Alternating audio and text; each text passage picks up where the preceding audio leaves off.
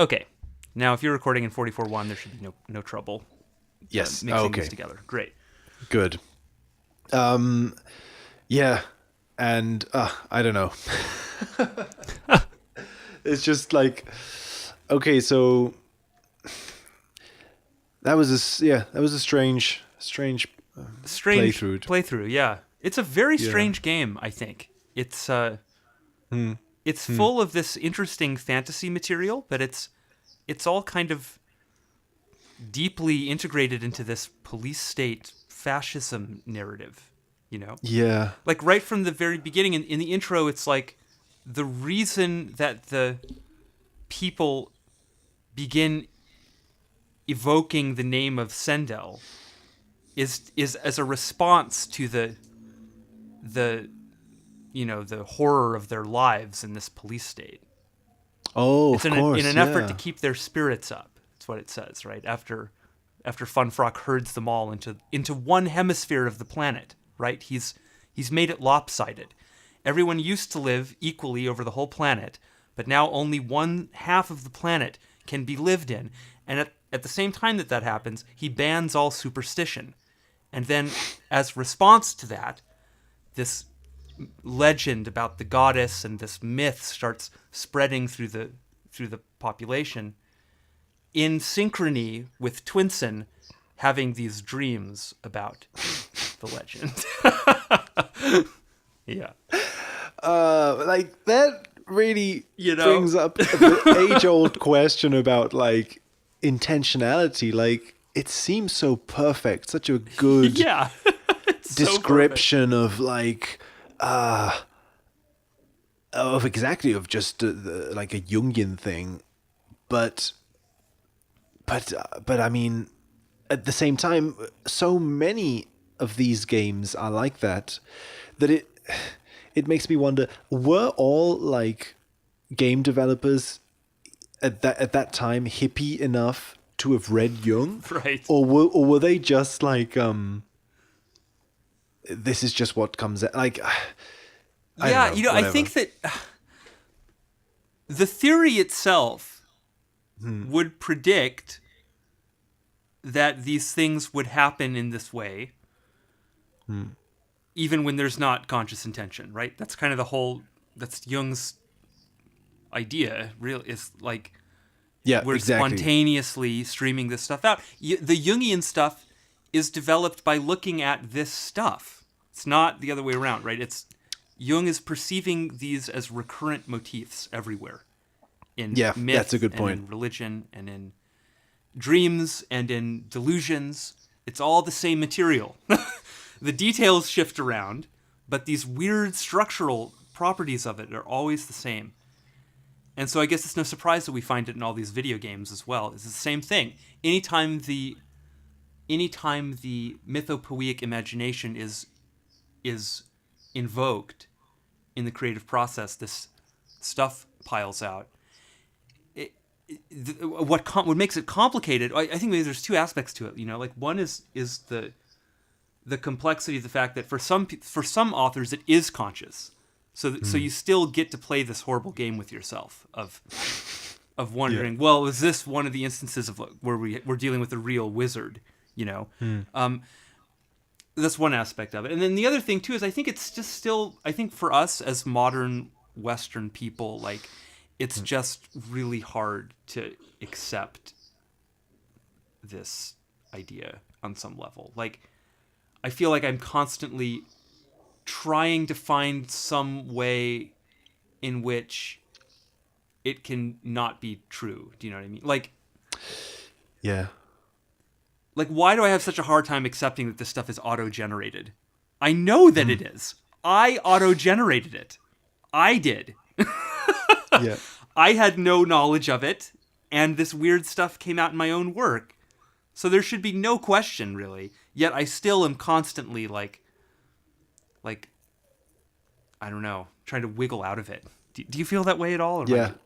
Yeah. Yeah. No, it's funny because it almost feels as if the first time you start interacting with this mythopoeic stuff, you're still learning small little details, and so you end up building up a model out of it, like Jung did. And then once you have a model of it, you start seeing everything under the lens of this model. And in a strange way, it becomes, even though you have a model to help you understand it, Yeah. when my very first experiences with Sync sometimes were, because they were more confusing, they were easier to accept as something completely strange. Right. I think. Yeah. Uh-huh. And like I think that's why there's this early stage of Sync where, like Robert Yeah. Anton Wilson talks, that you're very likely to jump to very strange conclusions. Yes. Yeah. Like totally. aliens are communicating with you or something like that. Like it's funny how at the beginning you're more likely to do that, but then you get to this stage where you have a model of it, and then it's very. It suddenly becomes, weirdly, you're more acquainted with the Yes. material, Yeah. Yeah. Yeah. but you find it harder. Because you have a map, you find it harder to believe that other people don't have a map or stuff like that. Like you think, oh, this artist must surely know that the goddess has divided the quadrants of the duality of, like, obviously it seems so obvious in Yeah. a way that you can't believe that they're not doing it intentionally. You sort of, you forget that. Yeah. It's strange. It's very strange. Yeah. Hey, can I tell you how long this clip is that we just recorded? Oh, yeah. The count I'm looking at in Premiere is 1 hour, 31 minutes, 33 seconds, and 11 frames. No way. Yes. Yes, nothing but Oh threes and my ones, I'm God. afraid. Nothing but threes but ones, man. And that's funny because, like, I don't know where this is going, by the way. If we're attaching this to the video game thing or to the podcast thing, we have a problem now, don't we? that I was, But yeah. for if people are listening, who have no idea why that would even be significant. We talk sometimes about threes being like little snakes and ones being like columns. There's something numinous about those numbers to me as little pictures. I think you probably agree. Yeah. Yeah. There's something about, like, the straight line and the wiggly line. or Yes. Yeah. something. Exactly. There's some duality there that seems to mimic the hemispheric duality, maybe. One yeah. is fluid and expressive, and the other is the straight line. Yeah. Yeah. And it's definitely being shouted at us by Yes. Sync in a 11 way. frames. Jesus, that blows my mind. That one's and precise down to the frame count. We're past second precision into, I don't know what frames are. Not at the level of nanoseconds or milliseconds yet, but some tiny subdivision of a second. And okay, so one reason why that is bizarre is, for me, because Also, last And I- time, didn't we have some crazy Yeah. sync number in the... I'm pretty sure we did. Yeah, I'm pretty yeah, sure yeah, we that did. like But we Yeah. didn't manage to record it because we stopped recording prematurely. Again, we didn't listen to the always record wisdom. yes. Yeah, we mentioned it like off Yeah. camera. Yeah. But it's strange in this recording because somehow it really struck me, and it's a stupid little detail, but the fact that the portal that you go through in the rebel quarters Yeah. is this mirror that is divided into 3 sections that leads you to a cellar, a keymaster's place, where the entrance into the key place is 3 barrels. Oh God, so is that true? Yeah. Hold on, I'm gonna Yes, just review the footage here. But yeah, wow. It's like the mirror is divided into 3, and it takes you into a room that starts off with a 3 as well. And I find it funny because throughout the episode, I was thinking, how 3 barrels, you said, yeah. yeah. Yeah, exactly.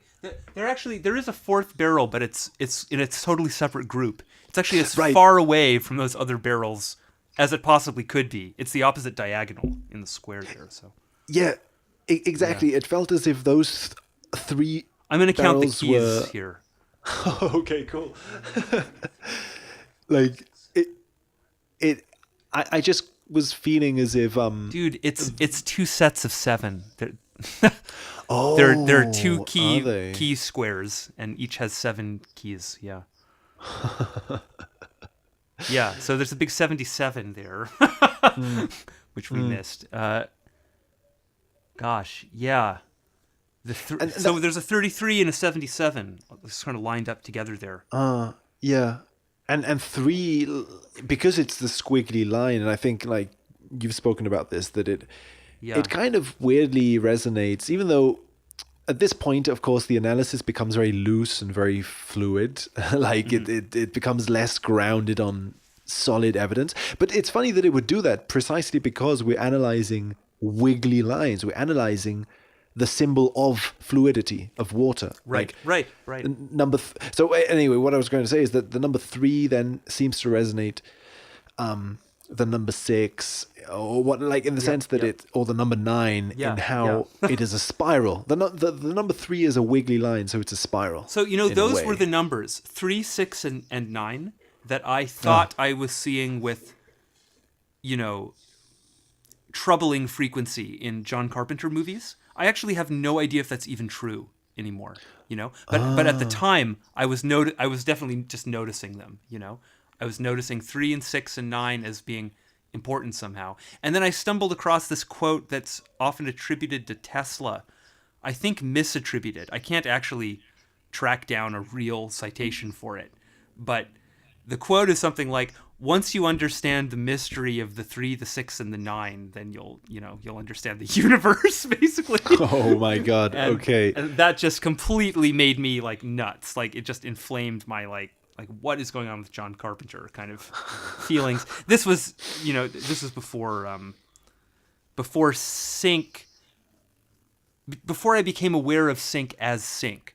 I was having Sync experiences, but as is typical, I think, I thought it was about something else. I thought it was about something much smaller at that point in some kind of way. I thought I was just discovering a weird esoteric undercurrent in this one director that I loved.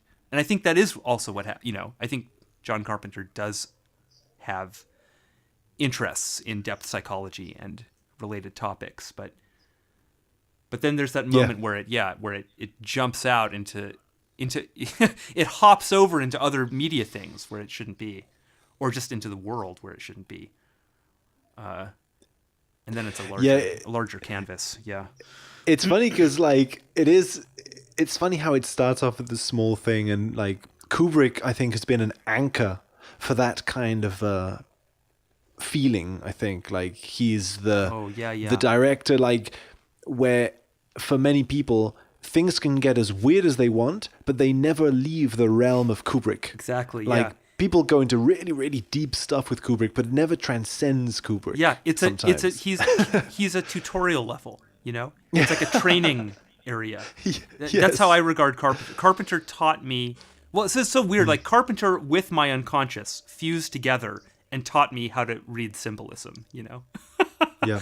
Funny, like, or read symbolism in this particular way. In movies, or whatever. It's funny that it would be Carpenter, like, because when I think about it, a lot of these directors, I think, are directors that are consciously aware of symbolism. Yes. Like, it seems that Kubrick was, Carpenter is, and for me, like, I had basically the same experience you had with Carpenter, but like with David Lynch. Who's also like a classic sort of like, you can interpret the movie as a dream, basically, because he tells you to do that. Exactly. Like Mulholland Drive is a dream, but then and he talks about transcendental meditation and catching the deep fish and all that stuff. So yeah, he's definitely in the process. And then like I suppose it's what happened to you with Carpenter as well, that you then get into a very worrying space where you start noticing David Lynch symbolism in like exactly in like the Scooby-Doo movie or something. Yes, and like exactly. Fuck. Exactly. Well, for me, it happened with Indiana Jones and the Last Crusade. In fact. Yeah. along with the Medusa Touch. I watched those kind of right together, and they both. I was like, it seemed to me like somehow John Carpenter had secretly directed those movies. That was the only way I could, like I knew that couldn't be true, but Yeah.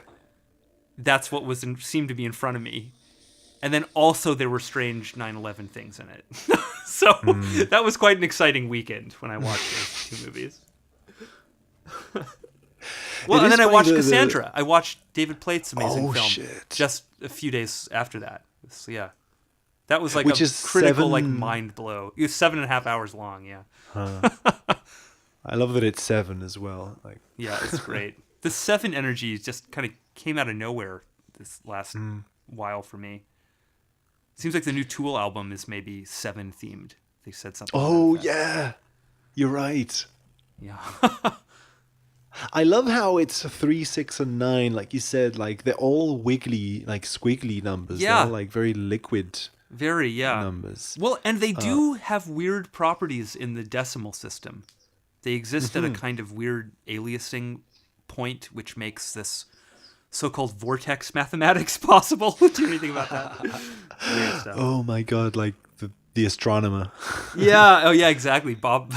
Bob Vortex, and his name is a palindrome, right? Like you can read it. Yeah, Bob. Well, it just makes me think of the twin Bobs made Back to the Future. You know, Zemeckis. Oh yeah, twin Bobs. That's funny because then Bob is like the bad guy in Twin Peaks. Jesus Christ. I know. It's so weird that. And of course, yeah, Bob in being a palindrome is like a mirror. It's like it is the archetype of the twins. It really is. Like, yeah. And Twinson is all about like all that shit. Yeah, the Twinson. Yeah, it's so weird. That whole business. I think I said something incorrect about that in the first episode of Screen Dreams. I said I got Twin Sun and Twin Sen exactly mixed up. For reference, Twin Sen is the character. Twin Sun is the planet. Right. Yeah. Like Strange that they're related that way, though, because then Sendel is actually a goddess that lives in the center of Twin Sun. She's in the middle of the earth. She's Sophia, basically. I find it very Gnostic, the way she's embedded in matter in this game. Yeah. Nice. Yeah. Yeah, right. Like, I think, yeah. And she's not just a goddess. I forget. We'll have to get to the ending of the game and watch it all happen, but she's a goddess that is maybe pregnant or is herself a young child that's gestating with the earth as the womb. It's something like that. She's mixed a little bit with the divine child, and in fact, she looks quite a bit like the Star Child. She's just this big kind of blue bald thing with deep dark black eyes. You know, strange. Huh. Wow. That's funny. I haven't like. Okay. There are explosions on a tower right before that happens, by the way, as well. Oh, the final action thing. It's like you fight Funfrock on the top of the tower that he's building. Oh, nice. Yeah. That's funny because I keep thinking about that library and how Star Wars is being played at the top of the tower. That is really weird. Library. I keep thinking about that too, just from the standpoint of like how empty that room is. He's there all by himself. It's like every other place in that level pretty much exists for some reason that makes sense. That room is just a strange throwaway moment. And I mean, it makes sense. Those seem like the kinds of places, right? It's in the throwaway moment. It's like the whole thing is there for a joke, but for some reason it was really important to somebody to put that joke in.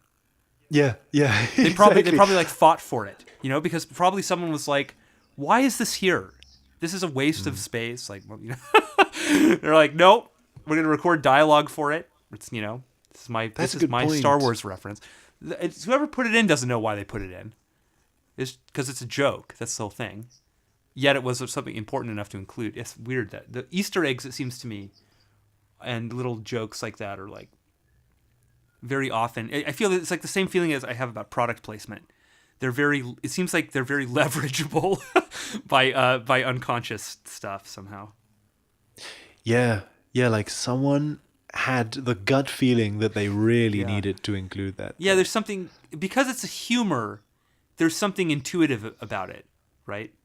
So I think a lot of jokes are built intuitively and therefore are,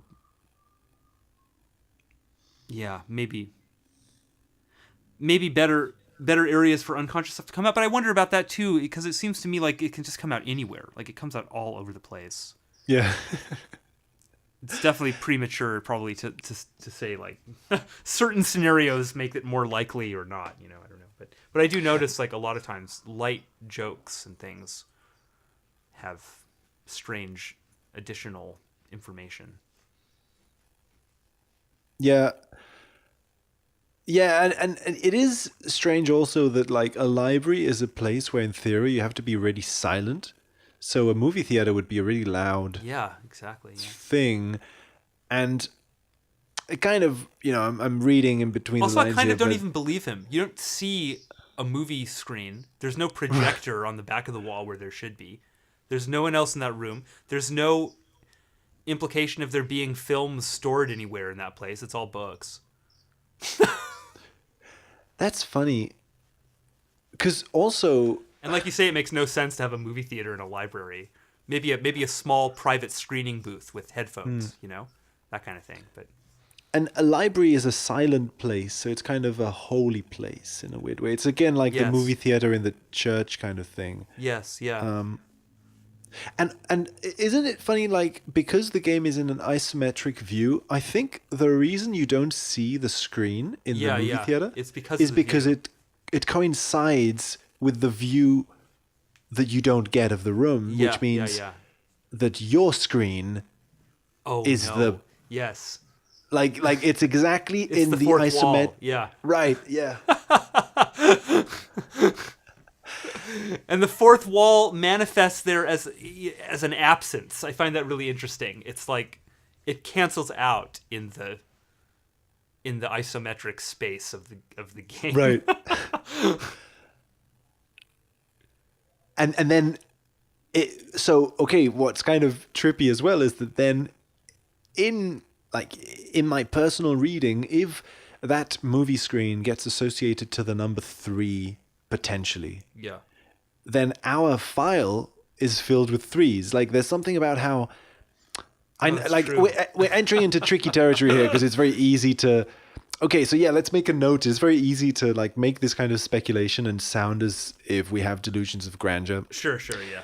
But like this stuff seems to happen in the sense of, regardless of what is happening, that's the whole thing with Jung's concept, that you have the feeling of meaning. There is a Right, meaningful right. thing is being felt. Maybe who knows what the kind of what's going on really. Maybe it is a coincidence that you are feeling as meaningful. But I find it funny that after being focusing on this number for so long, and the game being about like the rebel cause that is fighting the Empire Yeah. in the name of the goddess, Yeah. is communicating through screens. The screens take you to the secret place where the key is. Yeah. And then we get a number 3 on our file. Like, it's funny because exactly, you don't necessarily have to jump to any conclusion from that. Right. It's just, it's funny that feels meaningful to us. It's just the very experience of it feeling meaningful is strange.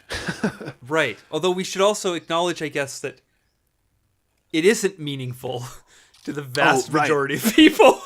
Yes. Right now, there yeah, are people that are exactly. just, if there's anyone listening to this, maybe that isn't up on any of this stuff, they're just like, what the fuck are these dudes talking about? 3s in file names and like what, But for us, for some reason, it's become very meaningful. And there does seem to be some like subset of people for whom such things become meaningful. Although interestingly, it doesn't seem that most people begin with this stuff being meaningful, at least not in our culture. Right.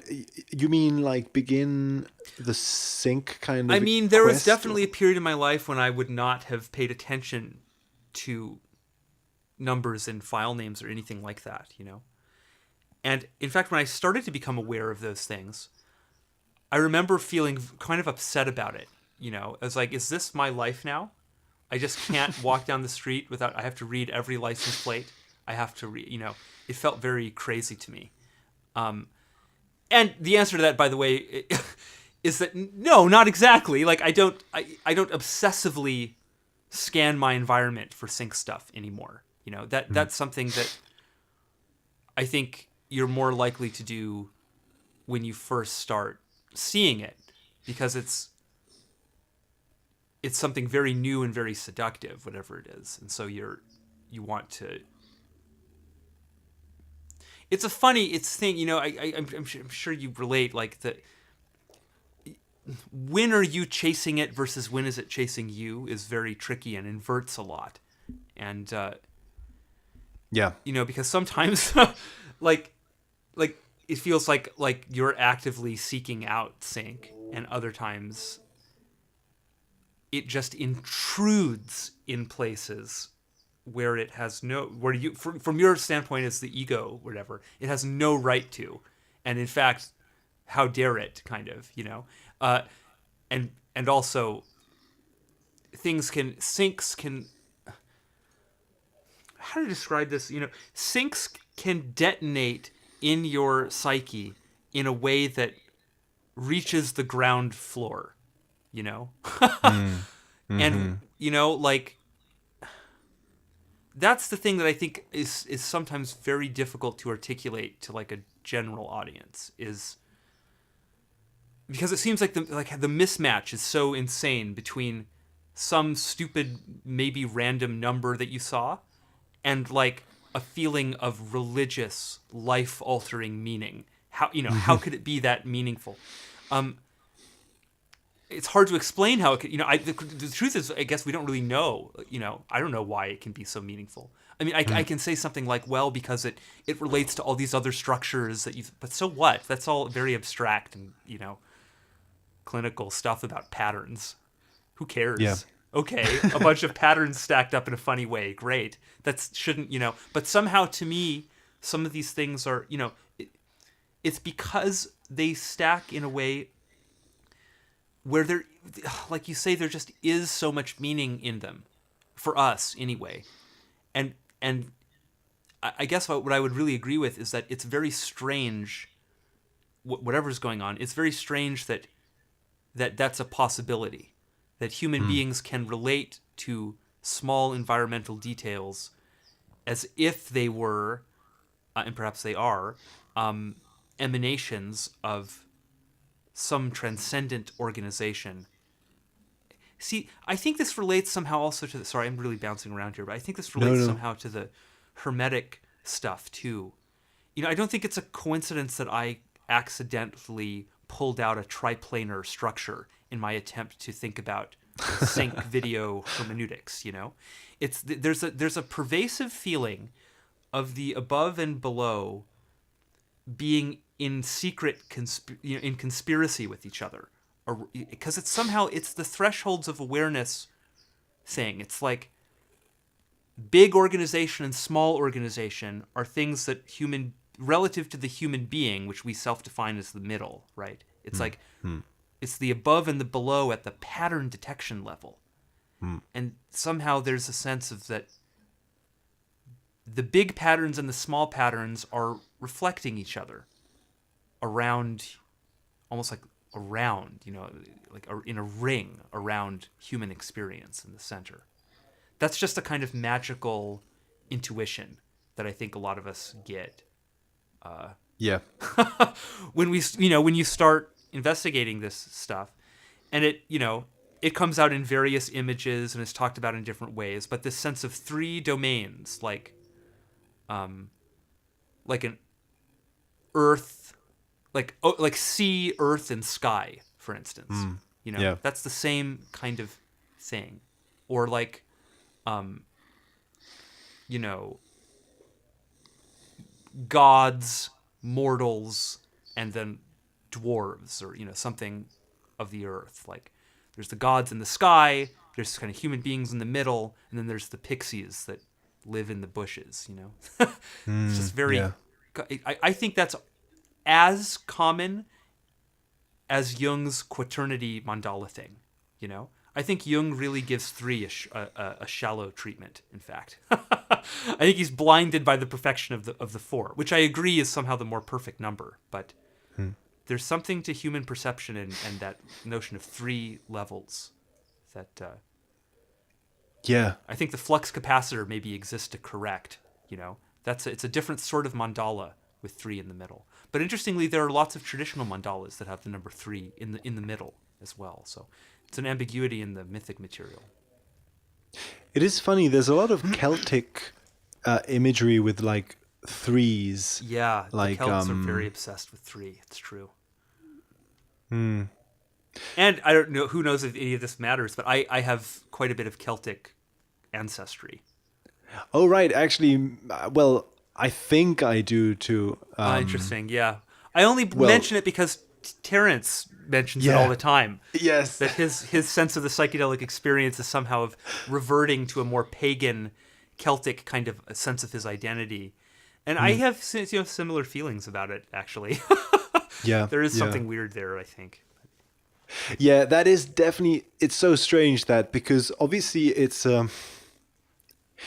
it is a possibility that because if in our unconscious there are things of our personal past, and then there seem to be things of a very big abstract archetypal past, Yeah. then and if there is the potential for precognition in human beings, Right. like if we are able, if the timeline is able to do these weird things, it does make you wonder whether you can maybe in a sort of shamanic pagan way, whether you can remember stuff about your ancestors or sort of that. I really, there's something about it that bothers me, and that's why I don't. I agree. Because there's something about it that really like plays into the hands of a certain kind of political ideology. Exactly. I suppose. Yeah, it's a very short hop from there to some very bad ideas. Exactly. It's a dangerous zone, and yet, Yes. and yet maybe there is something to that zone because we don't have any idea how this stuff works, and the fact that something like that might be politically inconvenient because it's a dangerous zone, by way of what it borders. Unfortunately, it's just neither here nor there if it's true. So so it could be true. We don't know. Yes. And Jung is quite ambiguous about that. Really, I don't think he knows what he thinks about it.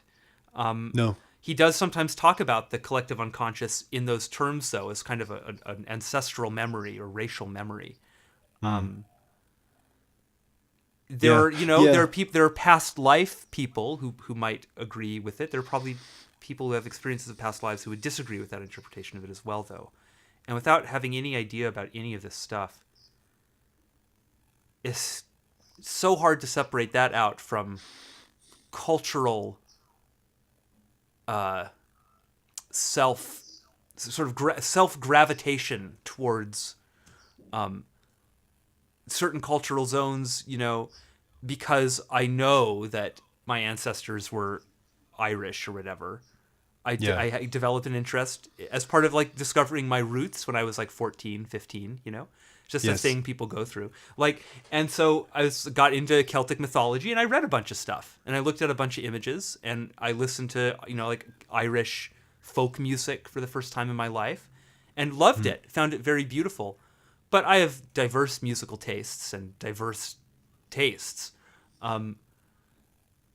Now it's hard to say because I did do all that. I feel very fondly of all that material, but maybe I feel fondly about it because it was part of my world expanding when I was 15.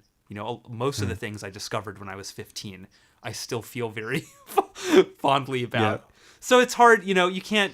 Unfortunately, the way that we're raised does not lend itself to just naturally to being like a good experiment for figuring out where crypto amnesia or whatever it's called ends and maybe actual kind of autonomous contents begin. Although I feel that with the more esoteric aspects of it, it is a little bit more like that because we tend not to be exposed to that stuff so directly. Like I didn't have a knowledge of alchemical imagery going into this, yet somehow produced alchemical imagery. Yeah. So tricky, that, just tricky in all directions. Yeah. That is a strange thing. Like that's a cool thing about the whole thing that Jung talks about is how you can sort of discover a series of patterns and then see that there is artwork in ancient art of many different cultures around the world that have similar things. And it's a strange thing because on the one hand, it kind of has like a it has a weird unifying thing that again I feel a little cautious of sometimes. Like this way in which all religions center, I feel a bit cautious about how you can, because it's a bit like with the, but at the same, like, okay, I'll finish my thought. Like, it's a bit, you could end up having this picture where if all of them are expressions of this same, or if they're all connected in this archetypal thing, then some human entity, be it a organization, a person, or whatever, can have a sense of inflation and identify with that archetypal center of the mandala kind of thing and say, okay, so a bit like, what's the word of it? And I really like, God, there's been so many attempts to unify religions. Madame Blavatsky was in this whole, what's the name of it? God damn it. Not transhumanism, but something similar, and that has something to do with religion. I don't know. God damn it. Oh, damn it. Yeah, it's a shame. Anyway, like that you can start like a new religion, let's say, and you're thinking of theosophy. Yes, exactly. Okay. Yeah. And exactly. And I'm not like, it sounded as if I was, I've liked a lot of the theosophical writing that I've read. Like, I don't know. But like, it feels as if you can do this thing where you say, okay, we're going to create this abstraction from all of these religions and create a distillation of that, which will be more real, more pure kind of thing. And it's the same with the race thing that you can easily say, oh, so there are all these ways in which we can recover like contact with the past and the ancestors and stuff, but some ways are more pure than others, or some like you can end up kind of because like you can end up feeling as if religions or different things are distortions of a pure center of the mandala, because like at an archetypal level, it like there is this weird Platonic thing where sometimes you see a symbol that is very faintly resonating a 3, and then there's another symbol that's very clearly resonating the number 3, and there's all these different symbols that resonate the number 3, but in different degrees. And then that leads you to abstract and say, okay, there must be a Platonic 3 that is the pure, perfect 3. And then if you identify some human thing, some material thing, as being that pure Platonic 3, right? Yeah. There is a huge inflation. Yeah. Like where and it happens somehow again. That seems to be just the inverse of an anti-Semitic attitude, or something like that, where you're projecting this archetypal something onto some concrete particular category of humanity or individual or whatever. Right. It is. Yeah. Right. Yeah. That's very interesting. Exactly. It can you can both. That's funny. You can both project like this archetypal. Well, I suppose at one level, it's like a sort of taking archetypal. God, it's like what in Zen Buddhism sometimes they say how there's you can, if you end up seeing yin and yang as being good and evil or something, then you will end up, you will end up having a bad go of it. like because like you end up projecting archetypal evil onto something external and considering yourself to be archetypal good or something. Right. Yeah. Even though precisely because those things are archetypal evil and archetypal good, you as a physical being who sort of changes and goes through time, you are not an archetypal being. That's right. Yeah. Like that kind of inflation, and neither, like, I suppose, and all that this is leading to is just that's it. Right. There's a weird thing in that as relates to EGS somehow as well, with Randy wanting to literally become the anima, to become the archetype itself. Right. Yeah. That it seems because archetypes are non-temporal, or they're eternal in the sense that they're not eternal. I don't think they're eternal in the sense that's that it. And become the archetypal anima as well. There's a different. I think there is some kind of a difference. It's like the personal anima and the archetypal anima. I don't know. That's something to think about, maybe. But her archetypal dimension, where she's an eternal ghost shepherding goddess figure. I think that's at some level what Randy was playing at, although he doesn't exactly imagine that he becomes Ember, but he rides with her. He's in the squad, so I feel it's kind of the same somehow. He becomes a god in some way, or a goddess. Anyway, sorry. Yeah. No. It's just like, because it's like what we were saying about Terence McKenna talking about paganism and the sort of shaman roots of specific individuals. Like, you have this kind of an ancestry and I have this kind of an ancestry. Right. Like, I think that, the problem seems to arise when there is this idea of like purity or something comes in a very absolute kind of sense, like that some that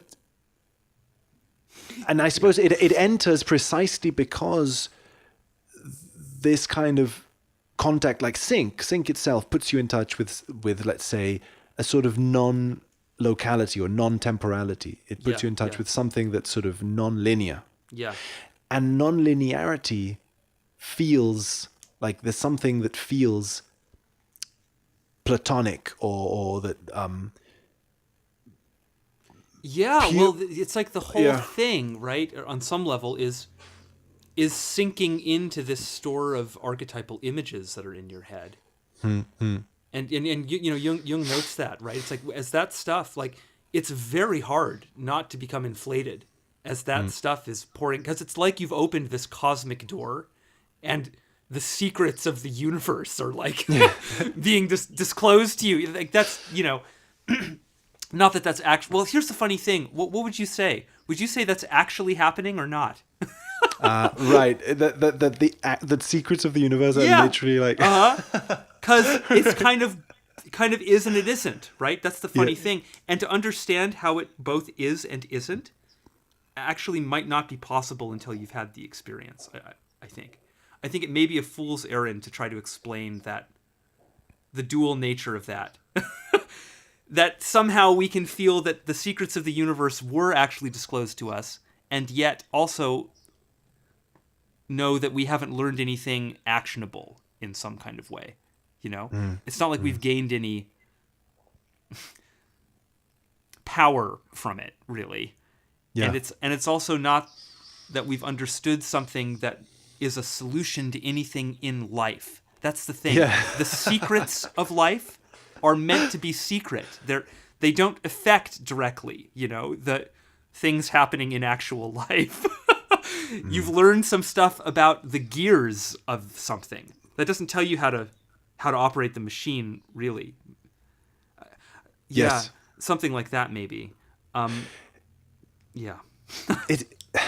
It's funny because it reminds me of why, like, again, in Zen Buddhism, something that always kind of struck me is that my first reaction when reading some of those kind of texts is that it was very minimalist and kind of sober, like Zen gardens, and the whole aesthetic that is associated with it is an aesthetic of minimalism, kind of like the Right. Zen has this sort of, and because they really insist on not sort of intellectualizing things too much, or not trying to explain things that can't be explained and all that, it felt to me sometimes like they were missing out, like it was sort of boring or too minimalist, like that.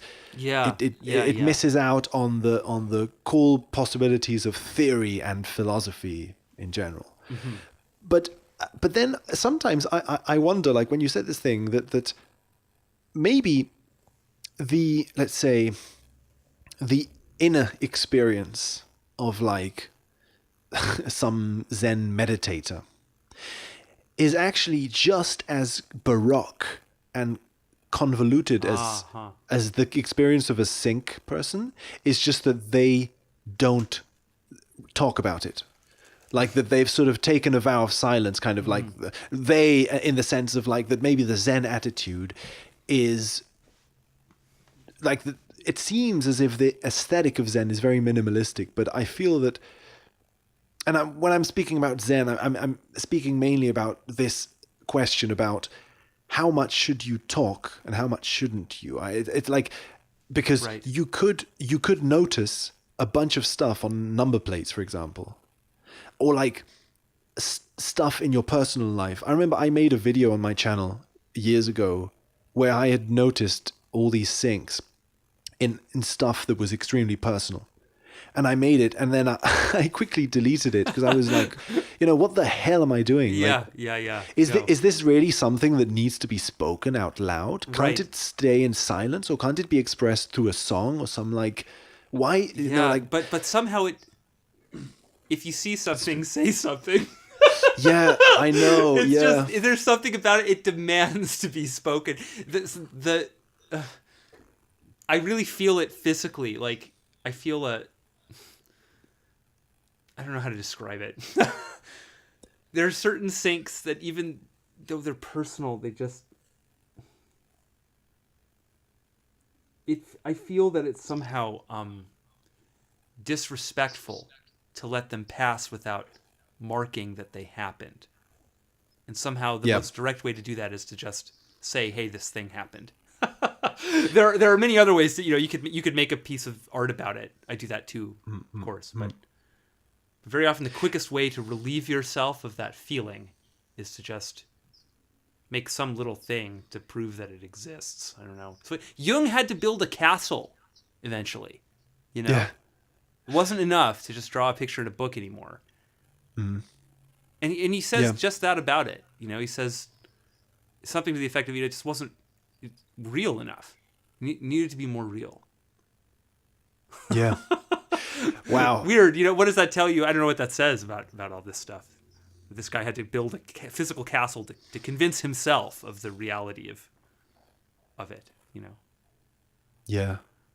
That would be one way of looking at it. The other way would be that the castle had to be built because the intensity of what was experienced objectively was so immense, Right. Like Don't I you have wonder, that feeling, like, though? Don't you want to build a castle? Yeah. Maybe not a well, castle per se, but something like that. Yes. No, I mean, in fact, this has been a big theme for me these last few weeks because I loved drawing and doing like visual art as a kid. Like I wanted to be like a cartoonist or the typical sort of thing. And It's funny. So did and I really want to, graphic right, and novels. I completely abandoned that. Like, I haven't done any drawing in years and years, and suddenly I've really, really felt That's really the cool. desire Yeah. to do that, and not only to draw, but like to teach myself to like paint, to use like paint, which is something I've never done. Yeah. And it really feels as if there is a huge impatience in the psyche. Yeah. Not my impatience. Someone else Yeah. is impatient. Yeah. Because it's as if I could have made a lot of music, but I haven't. I've been very slow with my making music. I could have made a lot of videos, but I haven't. It feels as if my psyche wants some avenue, some outlet that I can be much more productive in. Like, it's not Yeah. satisfied with the amount of output that has been coming out of the other outlets. It's like, Yeah. come on, just like find something. It's squeezing me in all directions to see where. That's so funny. I've really been having Yeah. the same feelings. Yeah. There have been a lot of pieces of media that have come into my life recently that seem to be emphasizing that, the need for not just for the frequency, I think, but somehow for me also for the, I don't know, the boldness of it, Yeah. Yes. I think I don't know what the deal is that I'm constantly worrying about what happens if my art is too potent or something. What a ridiculous worry to have, really. I mean, have you ever heard any other artists like what the fuck is my problem? Shouldn't I be trying to make the most like intense thing pop? Isn't that what everyone else is trying to do? Yeah. Just let myself go. Fucking A. Yes. But, yeah. Yeah. Yeah, man, it really reminds me again. I think of it's just a this- lot of ego stuff. I think it's just a lot of Yeah. I'm just still really, really too hung up on what people say about it. Secretly, I think that's really all it is. Who cares? Yes.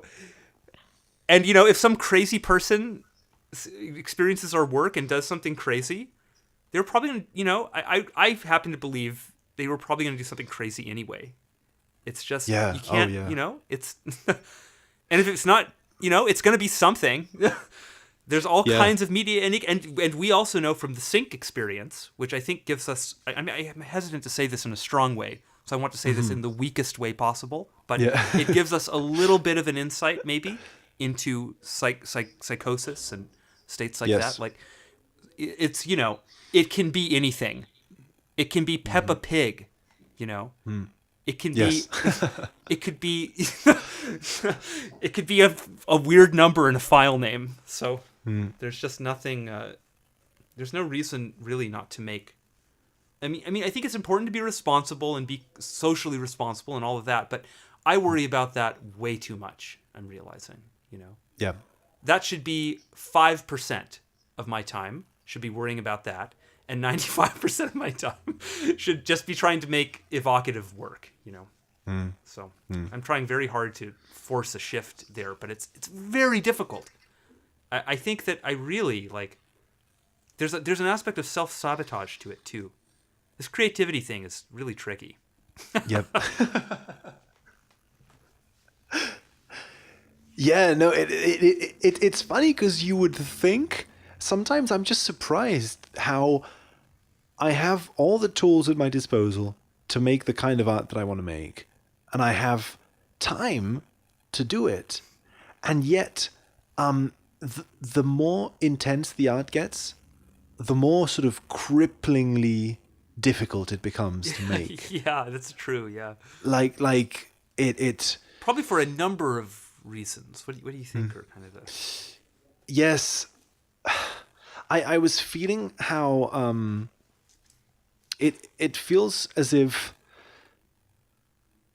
okay, so yeah, now that we're talking about like psychosis and this, that I feel as if the more vulnerable and open I get to making art that I feel is really like communicating something, Yeah.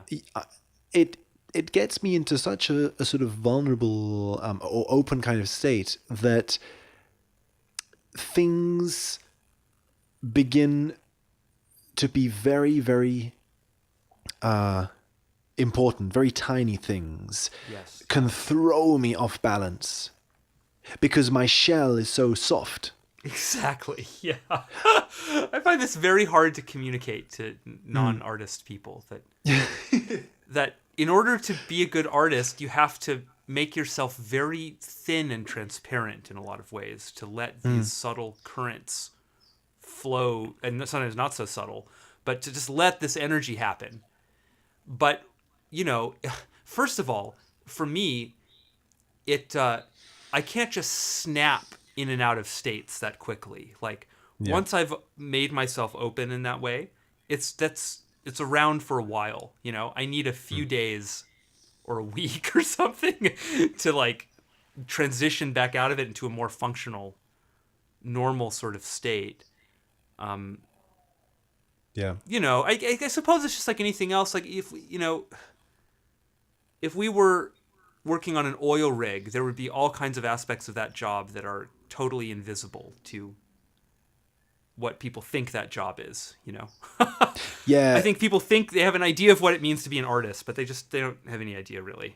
It's a nightmare a lot of the time, like, because you're dealing with things in you that are just powerful and nuts, really. So Yeah.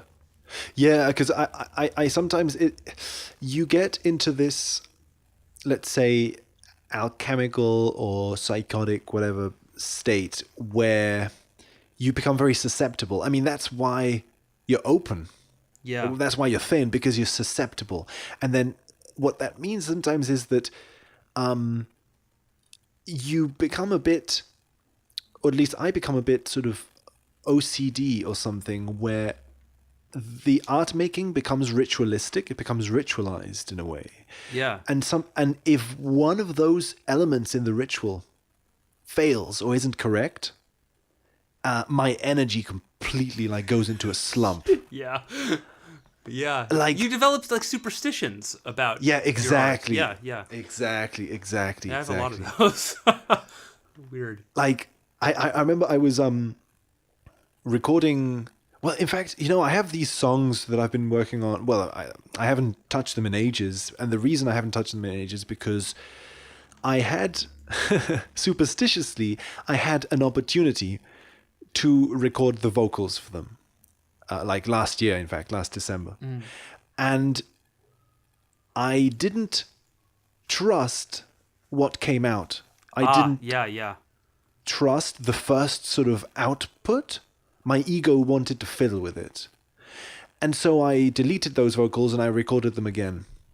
And I didn't like the second recording. So I recorded them again and again and again. I recorded them like loads of times. It's going to get worse and worse forever. Yeah. And they just got worse and worse. and what's weird is that now those songs are kind of jinxed. Like I they're really ruined. I don't You'll never return. feel Yeah. exactly. I don't feel like recording them. You might as well delete them, dude. They're it's all over. I've tried, and it's funny because it's been like a year, and I was like, okay, I'm gonna open the files again. Yeah. And it's like I tried singing them, and my throat almost clenched in tension. Oh God. Like, Yeah. like it was so, and that I think that's one of the things why that even the more art. Also, the stuff that you make- didn't like, by the way, in that first take, I bet was brilliant. I bet it. Yeah, I bet it was all the vulnerability and all the imperfection and all the stuff that makes it good. I'm always Exactly. trying to remove that stuff, but it's Yeah. what enlivens the art, or a big part of what it does. Yeah, and like that's what kind of bums me out, because I've realized that things have gotten to such a state of intensity now that I only get one chance at stuff. You know what I mean? Yeah. Like, and maybe I've driven myself into this superstition, but it really feels as if this superstition, whatever it is, allows me to access levels of creativity that I wasn't able to before. So it's like there's a risk.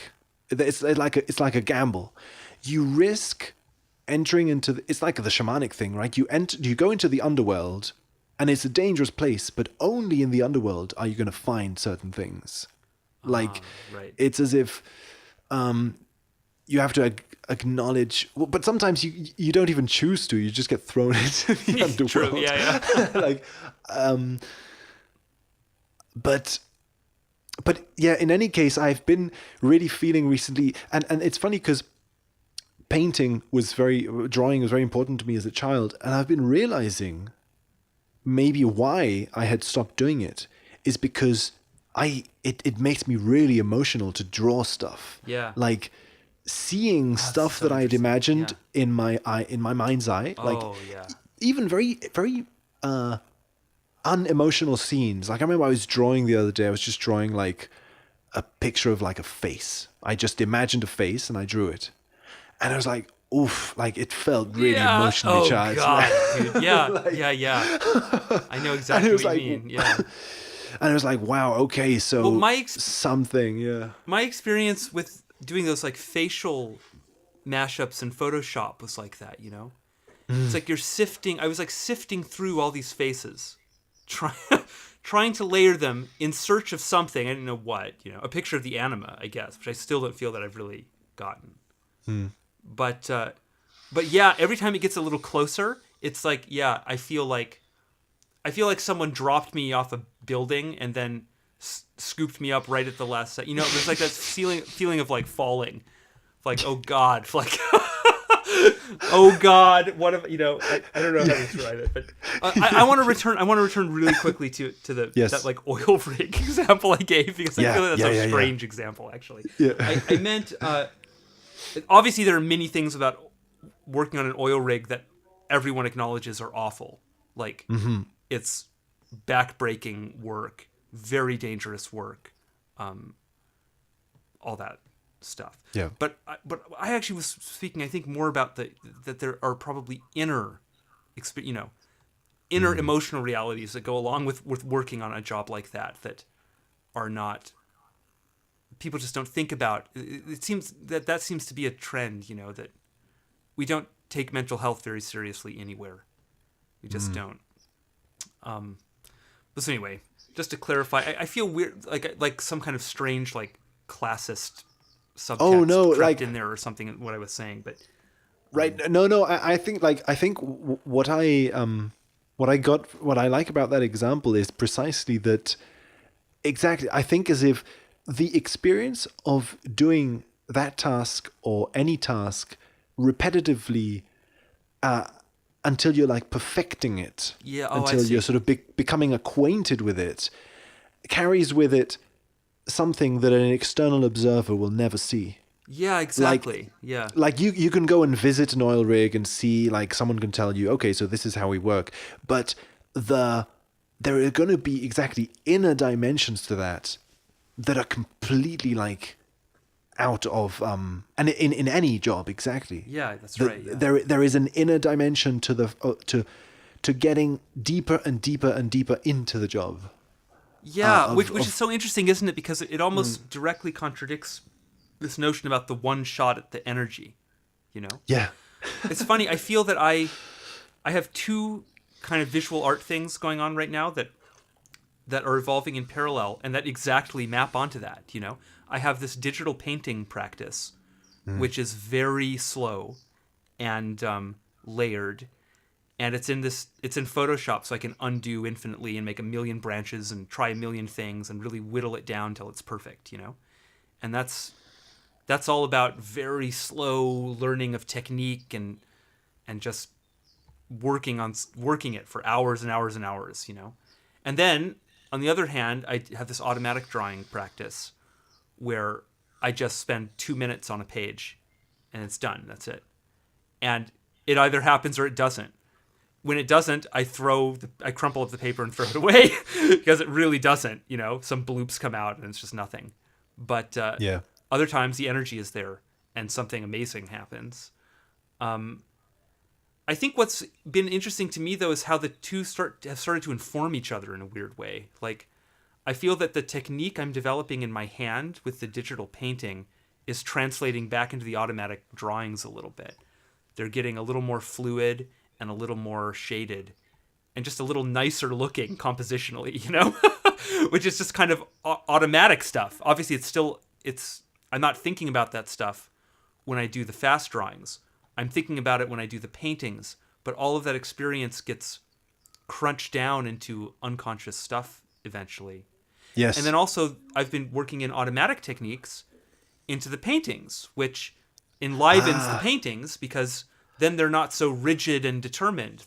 I leave spaces in them to just improvise quickly with my hand, for hair or fabrics or things where you want more fluidity, where it's more of a 3 rather than a 1, right? I think I think for me, I've really started to get into the idea of like maintaining multiple, somewhat isolated yet interconnected artistic practices. I think that in the past, something that's really limited me has been immediately trying to condense everything together into one big masterwork kind of thing. What's funny about this other way of approaching it is you kind of get that in the end anyway, but you leave up the stitching together of the parts to the unconscious. You just focus on the different areas, and somehow they all do start to inform each other, and it does become one big thing in the end. Right, exactly. That's such a good point. Yeah. You have this desire to fulfill the role of the unconscious. Yeah. Of weaving this huge, like, it's going to be a novel, but it's also going to come with a CD of music, and it's also going to have like drawings in it, and it's going to be like everything. When that sometimes is like a symbol for how the end product is going to look like, the end product being your life. Yeah, being it's really the thing that connects. What that's about, right, is it's about the thing that connects all of the individual instances. That's your style, actually. That's what that represents. So it's all about developing your style. And what I found is that that's actually starting to happen for me. Like, if you look at my different art stuff, they all are starting to share a bit of an identity. I feel that the video and the painting and the drawing and the just, I don't know, the ideas and the aesthetic, like it's all kind of starting to feel like you could identify that it came from me. But what's so interesting is that that's only started to happen to me once I've kind of started to abandon the pretense that I could design that, you know? Yeah. I think when I was younger, I was really trying to design a style, you know, consciously. Like, oh, I like this. I'll take this and connect it to this. And it's funny, like, in the end, the process is like that.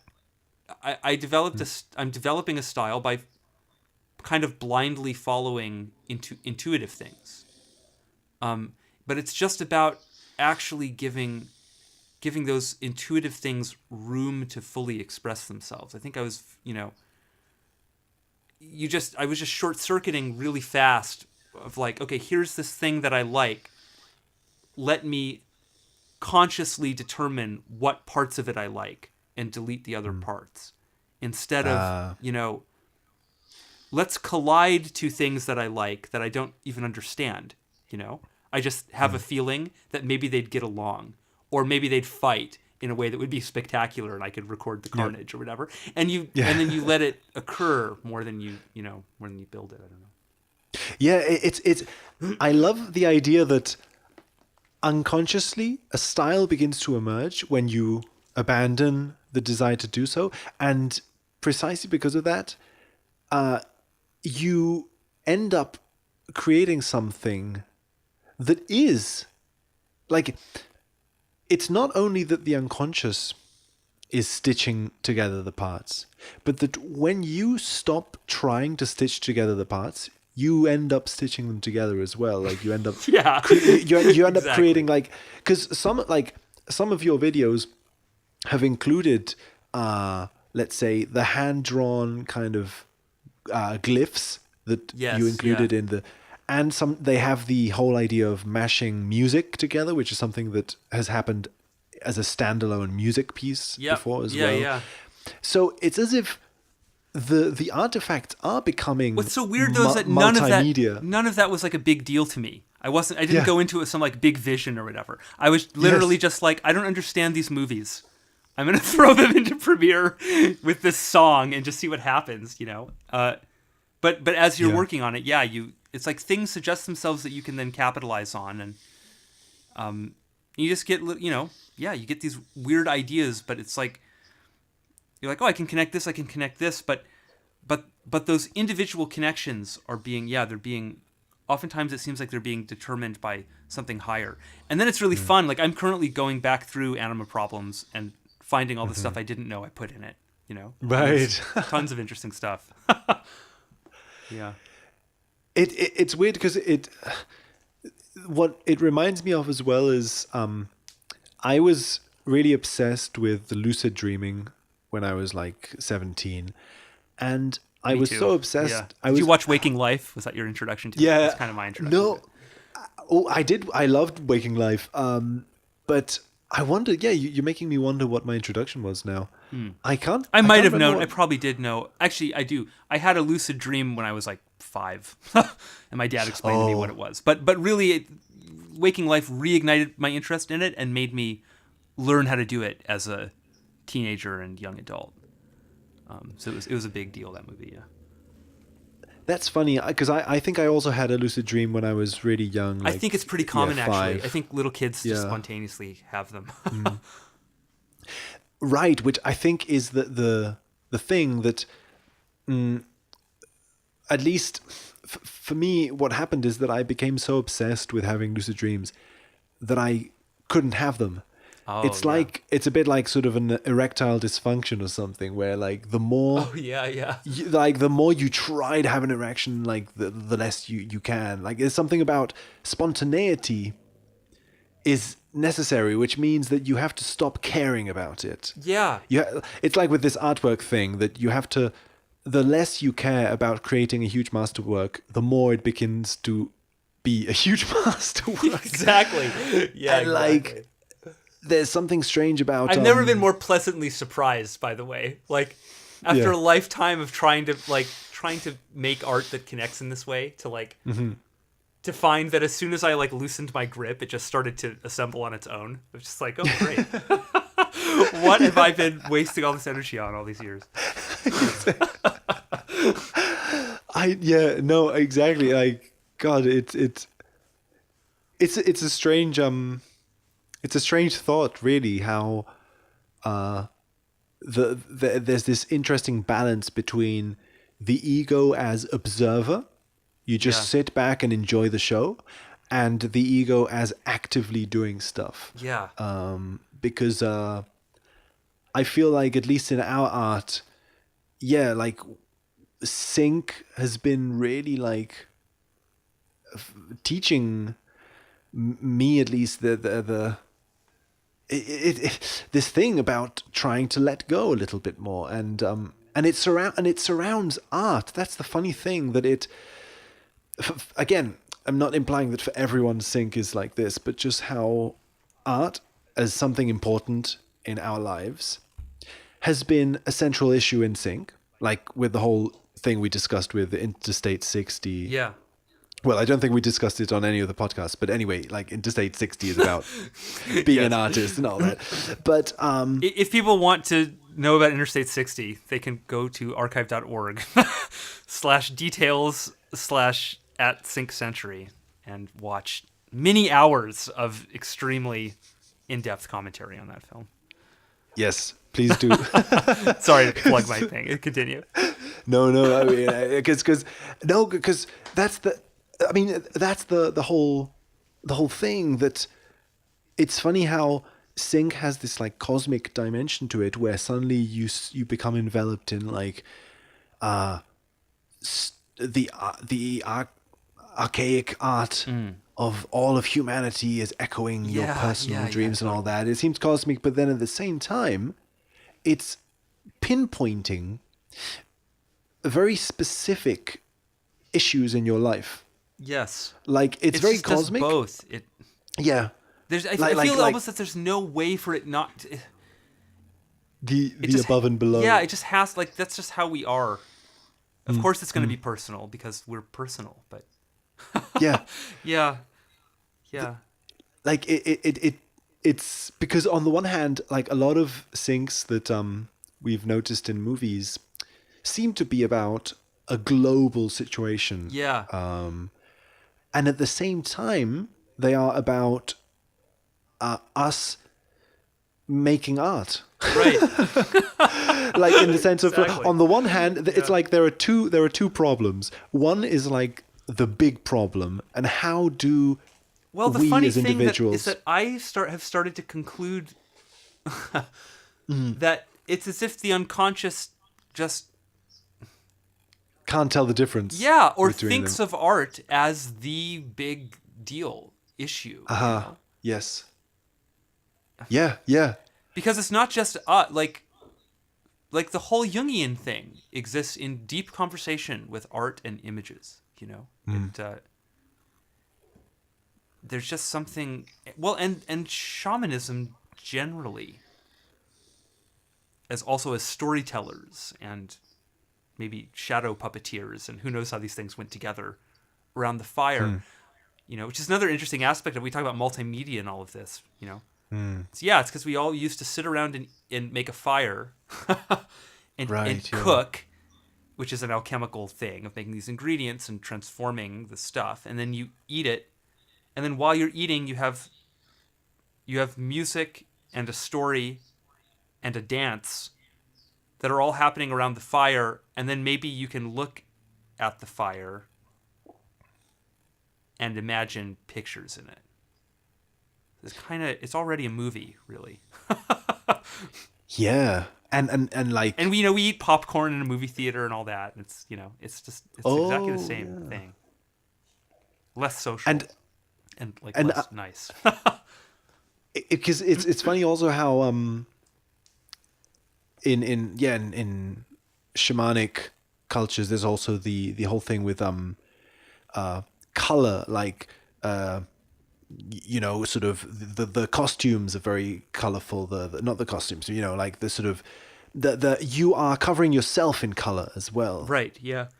This I don't know. writing on the body is something I've become very interested in recently. Exactly. So it is multimedia. It's almost like it's magic and alchemy has something about using all of the senses.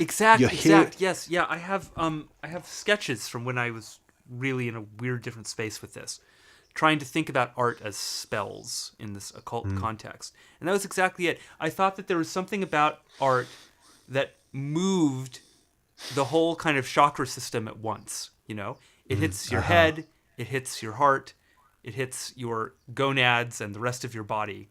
It's, Yes. that somehow it brings different levels of the complex adaptive system into a resonance. They're all kind of vibing in time around a pattern.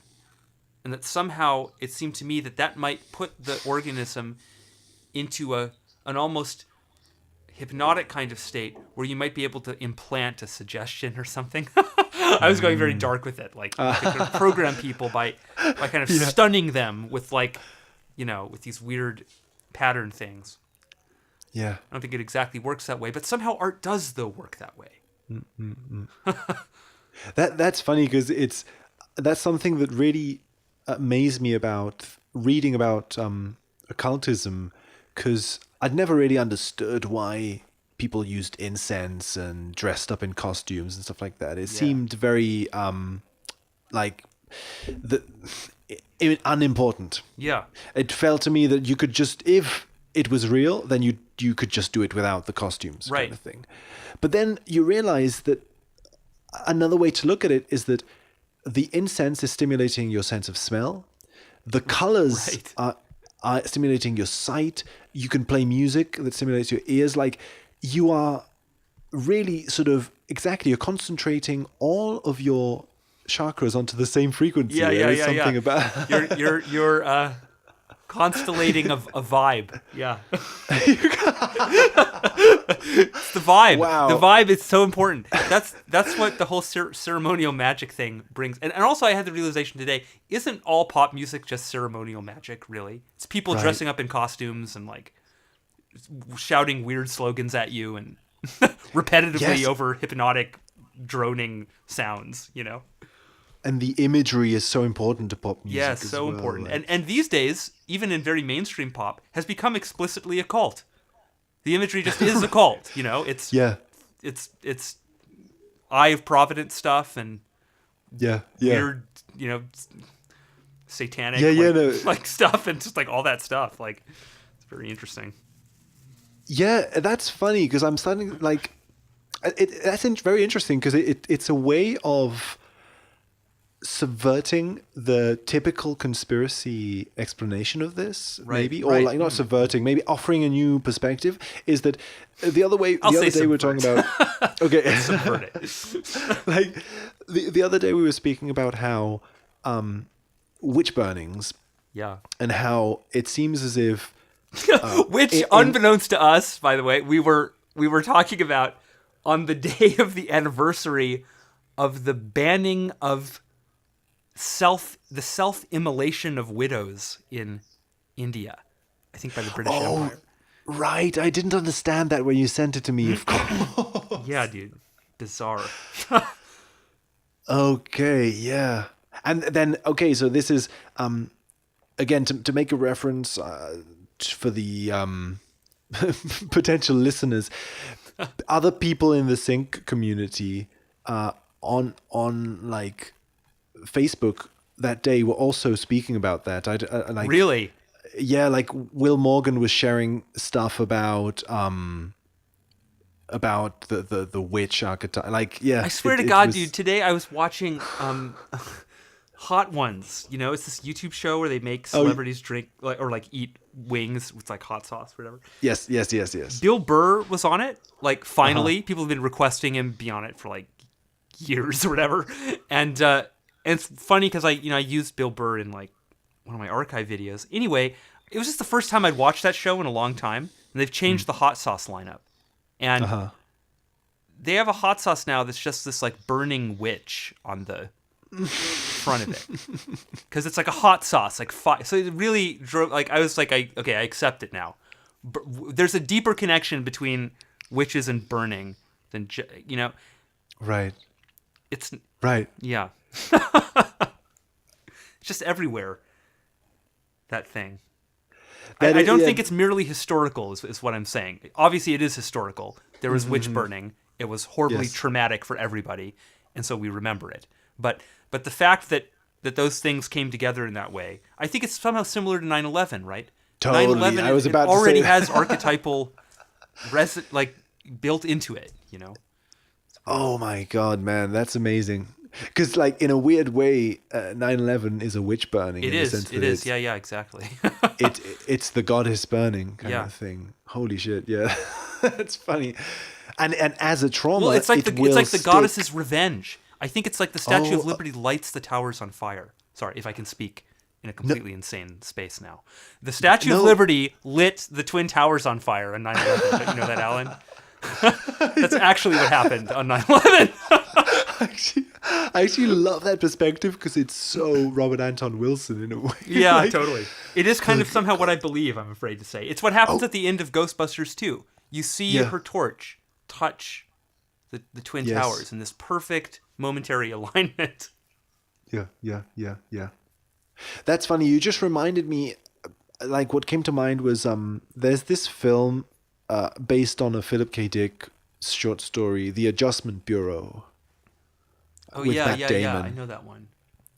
I just really remember seeing a lot of I think I've even Go- seen oh, that. Yeah, I don't quite okay, remember. right. I just remembered because there's a lot of like goddess torch bearing goddess symbolism in it. Like Oh, okay. Interesting. I remember picking up on that. There was like specific like halls there, like in a museum or something, and there's explicit statues of like Greek statues of like women holding a torch or whatever. And then at one point, they actually like one of the Adjustment Bureau like portals. They'd opened portals in places. Opens in the Statue of how Liberty or interesting, something yeah. like that. I just sort of I wanted to kind of bring that up into consciousness before I forget because it Yeah, might no, be an that's very interesting movie to interesting. Yeah. rewatch. I wanted to actually, if I can, bring this Yes. back just a little bit. Yep. something we were talking about a little earlier. I was just thinking again about ceremonial magic and how you said that you've had this desire now to paint, and Yes. and how, for me it's a little bit of a different situation because I've maintained a visual art practice pretty much through my whole life, but it's been focused in different areas. When I before I got into sync, it had moved into design really strongly. I was doing product design, for these synthesizers I was building and stuff. Yeah. And that was quite creative work, and it's very interesting to try to be creative visually when there are all these technical constraints, and you actually have to build this thing, and it actually has to be usable, and Yeah. all that kind of stuff. But after sync, there was a strong reorientation of my creative drive, particularly in relation to pictures, towards the arts more purely, in a way that I had kind of disowned, at least in practice, if not sort of explicitly in worldview. I don't know exactly why. It's part of a more complicated conversation there or something. But so I also experienced this profound, like, recentering on the image. But also for me, drawing, and I think you mentioned this too, drawing was something that I did when I was a kid, and that I think most kids do. It's like kids draw, and that you get socialized out of to an extent, I think. Yeah. Even as an artist, you learn to compartmentalize it somehow. It's not, you can't just make a drawing once you're an adult. It has to be, Right. I'm working on my art. And that kills it totally. already. That just already destroys it. And so what I've noticed now is there's been a broad reorientation of my creativity in the direction of childhood practices. I find that not only am I drawing, but it's very important to me sometimes to draw with the worst instruments in the worst thing. Like this last automatic drawing I did was in a little composition notebook, like a lined notebook for, you don't want to make art in that. You have these lines all over it, but somehow I can't get it to come out on a real canvas. It never comes out right. But if I'm doing it on like a legal pad or on the back of a napkin, Yeah. or just, it's somehow better. And so then I'm sitting on the floor now when I do it, which is how I used to work when I was a little kid. And in general, I find that I'm on the floor a lot now. Wow. I just, like, part of it is that I'm in this different room and I haven't really set it up, but I've also been really noticing that it shifts my perspective. Like when I'm working on the floor, playing guitar on the floor or working on art on the floor, it somehow does put me in a more childlike frame of mind. And I found that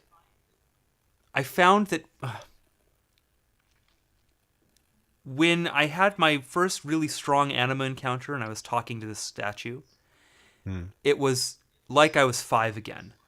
5 and terrified, That's what it was. It's because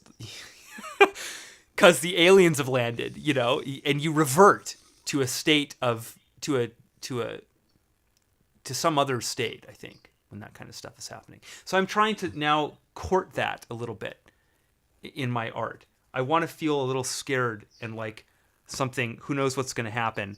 And I don't want to be thinking at all about how anyone else is going to perceive anything that's happening. That's the problem when you go into it, I think, with the attitude of like, I'm going to make art now. Instantly, that imports this whole thing about the audience. And Yes. man, you're fucked if that's what you're thinking about. Yeah. Yeah, I know what you mean. Like, it would be nice to just make art and then later Yes. you can decide whether there is something that is worth sharing or Exactly. I don't know, And the like, more that I can somehow approximate this childlike approach to it, the more that seems true. Like, the more that because I didn't care when I was 8. I was just, I made stuff because I needed to. Yes. And the thing is, you still need to. You just forgot that you needed to. yeah. Yeah. And then that need became like maybe the source of like a million symptoms in your life in 1,000 different directions, Yeah. Wow, this is really it really hits a chord because I think one of the things that made me really like sad the other day painting, is sad in like a good way, I suppose, is that exactly I don't have any materials to paint with. I just borrowed some old brushes from my mum that were just Oh, laying that's around. great. Yeah. Really old brushes that are like they're really bad. They really make some bad lines. Yeah. And I bought some really cheap paint. Bad lines. It sounds like you're referring to pickup lines. Sorry. Oh, you're right. It's a nice name for something. Yeah, yeah. Bad lines. It's pretty good. But so I went to just like a store and I bought the kind of paint that it was advertised as children's paint. It's paint for children in school or something. It's just some very basic primary colors in these little like pots. And I was, because I'm used to drawing with a pencil, the kind of stuff that came out when I was using a brush was very childish Yeah, because my yeah. technique is so rough. And it was exactly like the kind of stuff that I would paint in art class when I was a kid. Exactly. Yeah. I found the same thing. I just started drawing these. Just you have all this memory of this stuff you used to do obsessively when you were 13. Yeah. And but it was strange because it was almost as if, because I've only practiced using a pen or a pencil and I haven't practiced using a brush, Yeah. it felt as if my technique had been halted in time. And I was sort of yes. going Yeah. back. It really like brought me back to I think to a whole musicians lot do of that a lot feelings, yeah. too, with switching to non-primary instruments. You know, like if you had piano lessons when you were 10 or something, and then forgot about it and took up a different instrument, it seems like often.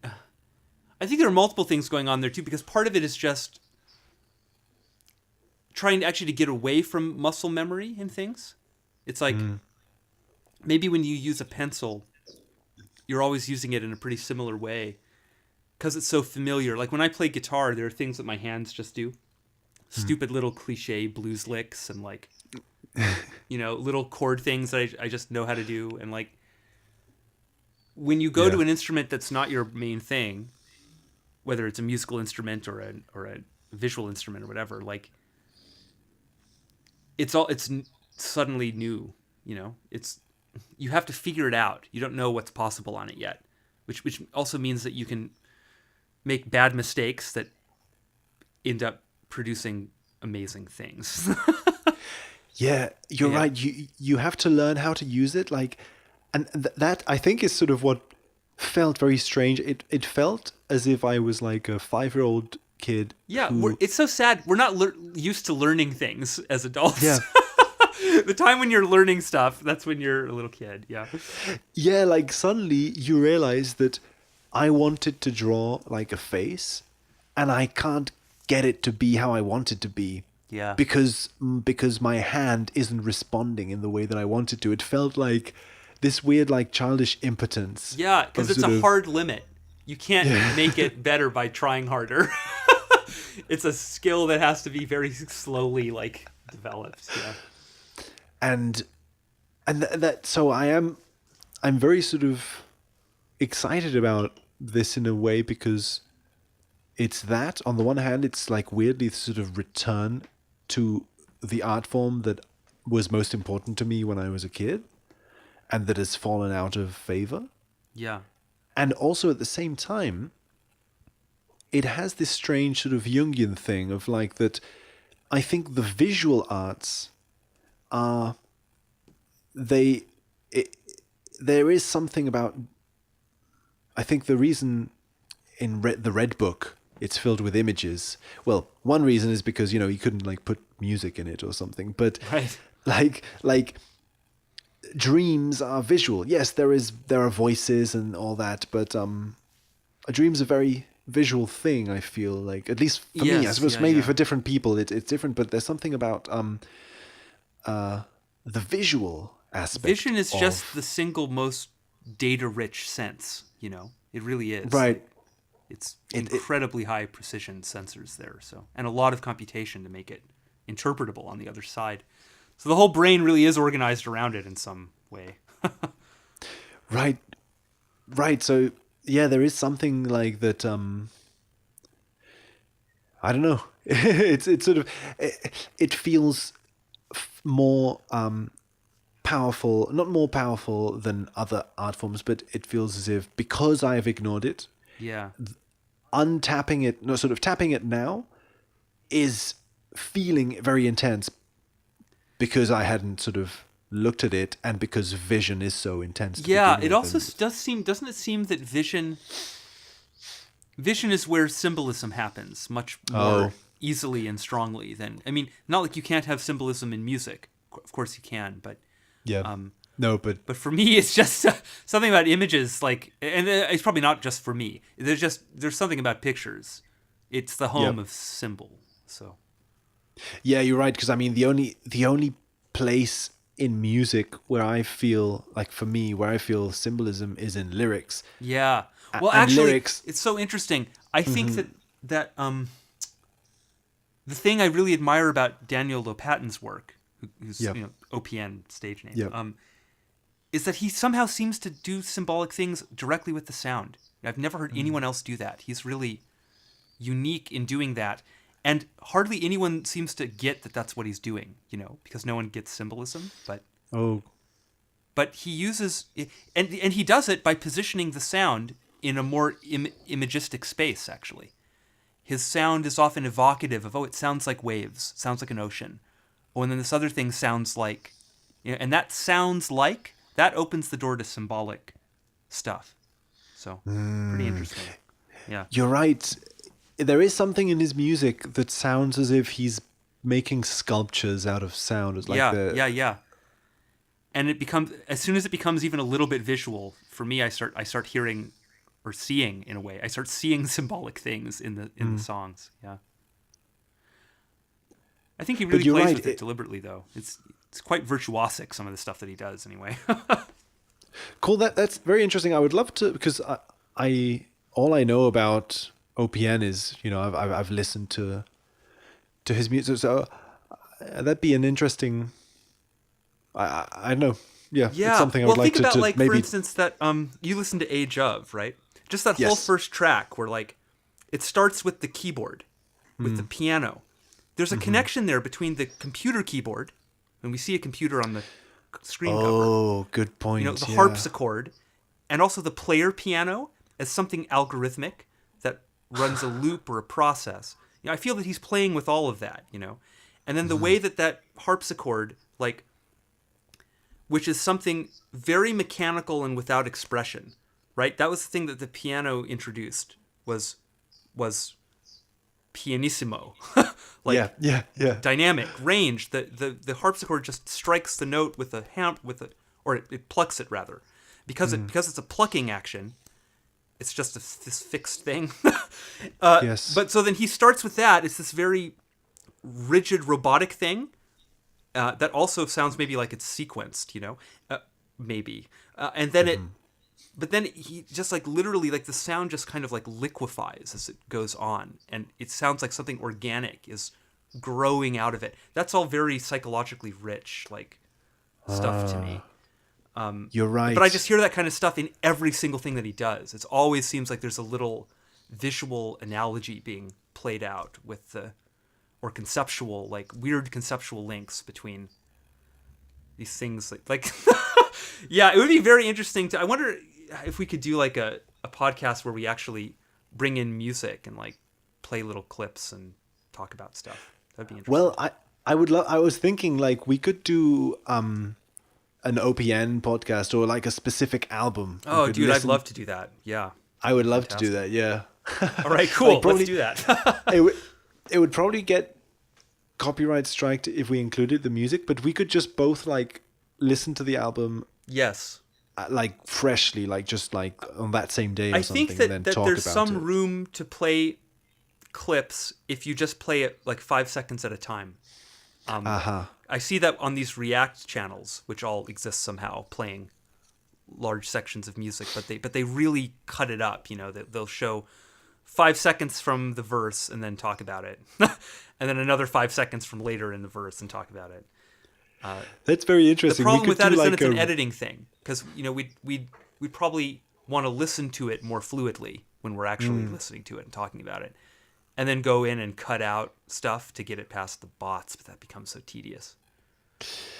That's funny. The idea of a React channel, but for like sync. Like, I know. I really want to do that. I wish that was. I wish we had a slightly better technology situation to really make that happen. I love how we're sort of grabbing all of the YouTube genres and just making a sync version of it. That's what it does. It eats everything. But no, I think that visuals, you're right. I think it is the land of symbol, and it's as if by drawing a picture, there is something very emotional going on in the fact that, yes, you're seeing a scene that's a specific...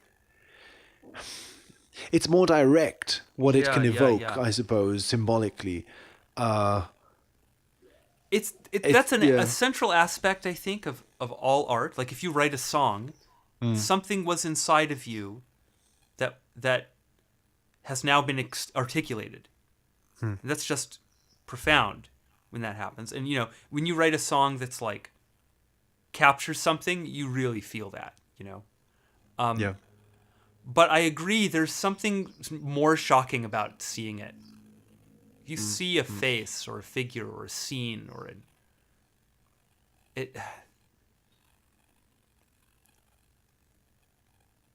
I don't know what to say about it beyond that. There's just an intensity level to it. Like it really feels like something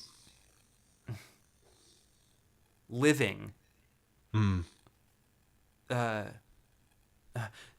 broke through the barrier. It did it. It got through.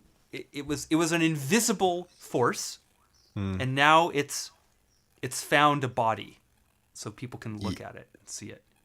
Yeah, that's funny. By the way, the title of my new little automatic drawing notebook is Ghosts and Hosts. That's what I've written on the front of it. Seems related. Yes, hosts. Hosts. Yeah. Good that the host gets to be a piece of paper in this case. But also you, in a way. That's the thing, is you fuse with that paper while it's happening. Yeah. That's funny because that brings me back to Jung's castle. Nice. Because if we can find a way to tie this all back around to this game at the end, we'll have done a really virtuosic thing. That's a good idea. Because I don't think I can stay for much longer. But but it's Jung's castle for him seems to be like a more intense way of materializing something. Yes, yeah. Than painting it. So, like McKenna says, there's like the intensity of the dosage, or like the it has to be. It's as if something is demanding a certain degree of intensity. Again, I know that I always use this weird like orgasm analogy, but I feel as if orgasm is an interesting thing because it can reach different, like before orgasm there are these different levels of arousal. Yeah. But by its very nature, it climaxes. There is a climax point. There is a boiling point. Yes. When water becomes vapor. Yes. So it's a smooth transition. Although we should also say this tracks masculine orgasm probably more closely. Yes, you're right. Feminine orgasm. Yeah. No, you're right. Like, but exactly. Maybe a better analogy is like water boiling or something like that. That yes. I feel as if the water can get hot, and then at some point, and maybe it's smoother a transition than it seems to the human eye, but to the human eye, it seems that there is a point at which water starts boiling. Right. And I feel as if it's as if something in the psyche, be it the anima or something, there is an emotion, maybe. To simplify it, I could say that there is an emotion that wants to be felt. or something, an idea that wants to be thought. And you can think it in a very warm kind of way, but it can get hotter and hotter and hotter. And then at some point it boils. As if, like, for example, and this is like speculative, but like for Jung, let's say that maybe drawing a picture of a castle was good, but it wasn't boiling point. Yeah, yeah. Like there was some. I do notice that. I wonder if it isn't some kind of a pathology. Yeah. Oh, totally. Like Constantly need my art to be more real. It seems like it can only end in death or something. No, exactly. Like I exactly. I would. I share, like, I do feel like I think all artists feel that way to some level. But, you know, I think, yeah, I think we also need to keep a handle on it, maybe. Yes. No, exactly. I suppose the way, and maybe I'm being very naive in this, but I feel as if the boiling point is not about. It's not necessarily about intensity. Mm-hmm. I don't know how to say it. Like, it's not like. Yeah, it's because somehow the castle is about permanence. I mean, it's stone. It needs to be carved into stone. It's not enough to just put it on a page. So I think that's part of it. But it's. Or or maybe the different situations require different things, or like, and that's sort of what I've been feeling with the painting as well. That yeah. It feels as if, because like you say, it could lead you into this passageway where now I need my art to be more intense, so I'll start painting. But then I'll need it to be more intense, so I'll start sculpting. There's just something about it, though, that I can't quite. It's like. There is a world in my head that is only something like. I can't put a number on it, that's ridiculous, but it's some very pale reflection is what's actually out there in my art that I've managed to get in my art. Yeah. And I just want, there's a world, and I just want, on some level, I just want to live in it. I want so much to just live in it, and I want I hate the fact that my room looks nothing like it. Yeah. It should look like this other world. And, yeah. I was watching this documentary about Giger, and he, lived in a castle, more or less, and the entire thing looks like his art. He's just he eventually found a way to just live in his paintings. And I think that... Yes, that has something to do with it. Yeah, I like it. Yeah. Maybe I'm too quick. I'm probably too quick to pathologize that. Maybe that's just the name of the. It's just part of this art thing. I don't know. Like it's a very strong desire, though. I mean, I think that's why I have complicated feelings about it. It's just usually desires that strong are, they need a little bit of work to integrate. And this one is so unconscious for most artists. I've just become recently aware of this problem space, really. Yeah, no, you're right, because I constantly have this sort of naive hope that the boiling point isn't going to need more and more. Like you say, it could be like a junkie situation where the dosage needs to be higher and higher. Right. But something in me wants to hope that there is not some sort of idealized future point where finally we will have reached the perfect form of expression for art, but more that I like your idea about living in your kind of world. Yeah. Kind of thing. Like I mean, it's exactly what society tells you shouldn't do to be healthy. You shouldn't immerse yourself in your own fantasy world. Except, though, that you're an artist, though. Isn't that the job? Yes.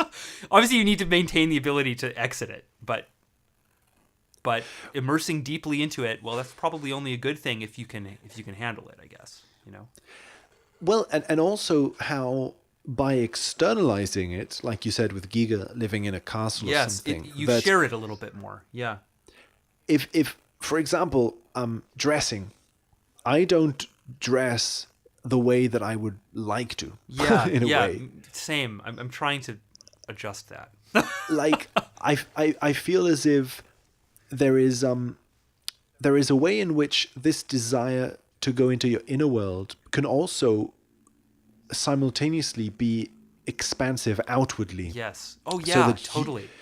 you live in your world in the sense that when you walk down the street, you are being who you are openly. Yes. You're not hiding. You're not hiding Yes, because yes, you're afraid exactly. of what people will think and stuff like that.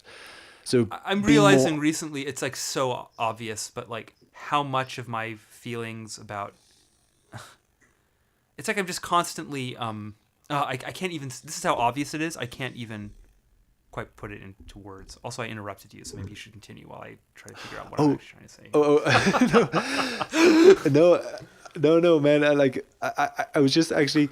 Fuck. It was I funny. really had something. I swear to God, I had a worthy insight there, but it Oh shit! it Where, floated where, away. where, do you remember what was the catalyst like?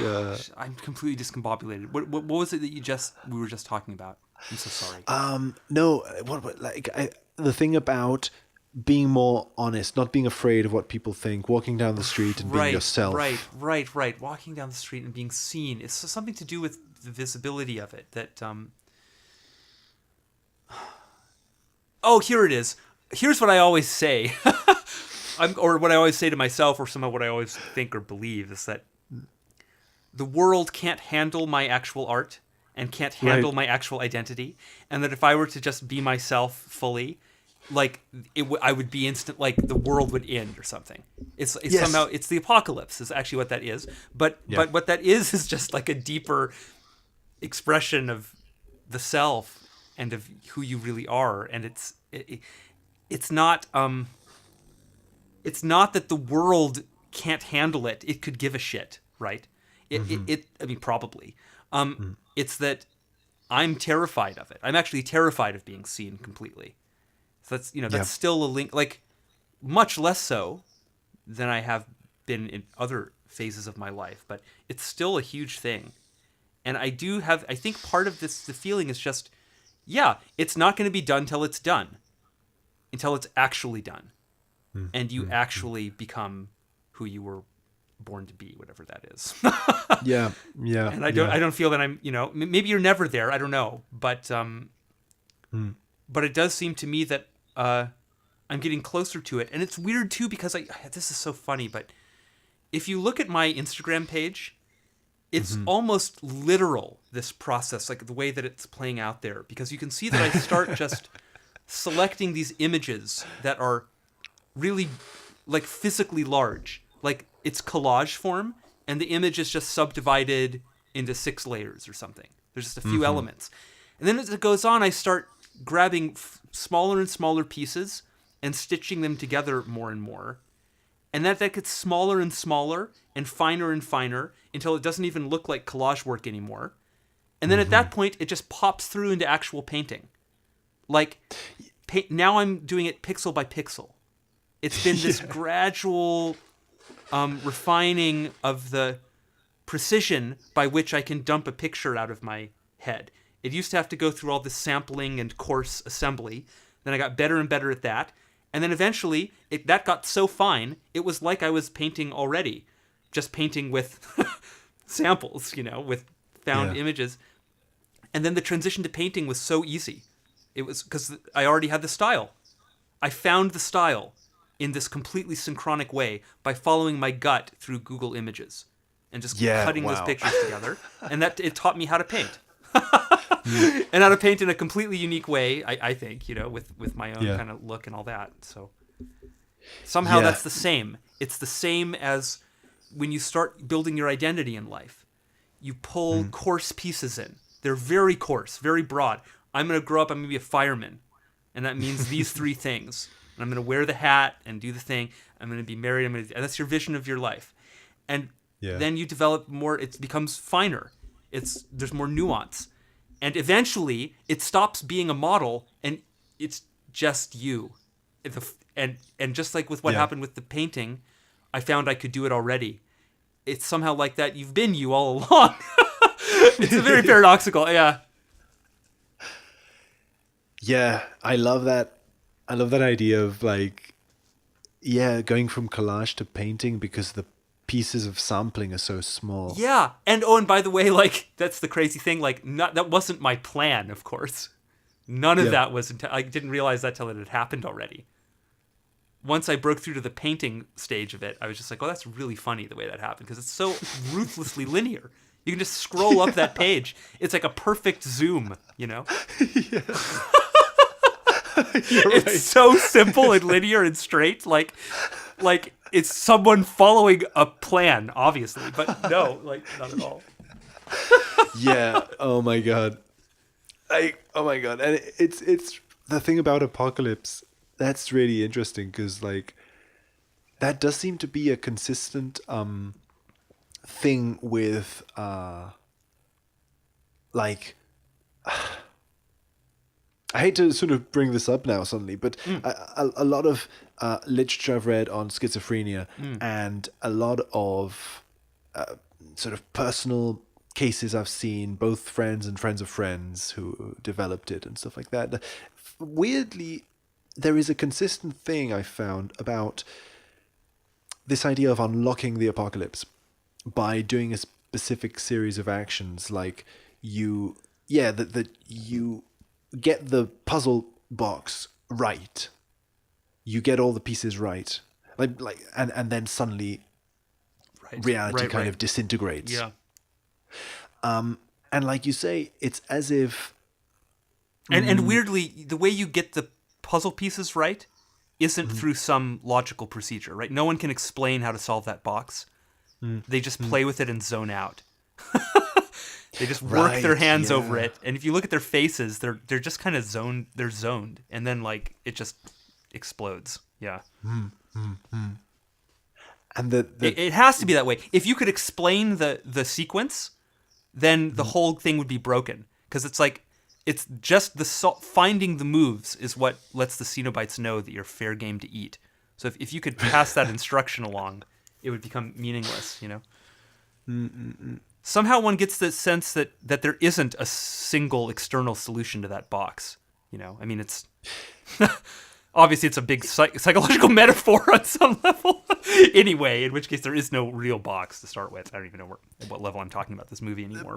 But it is funny. You're right. Like every scene where someone solves the box, the box moves in different ways. Yeah, it's always different, and the rules of it are different. Like, why does Kirsty get the fetus encounter, but Frank goes straight to the alchemical disassembly? You know. Yeah.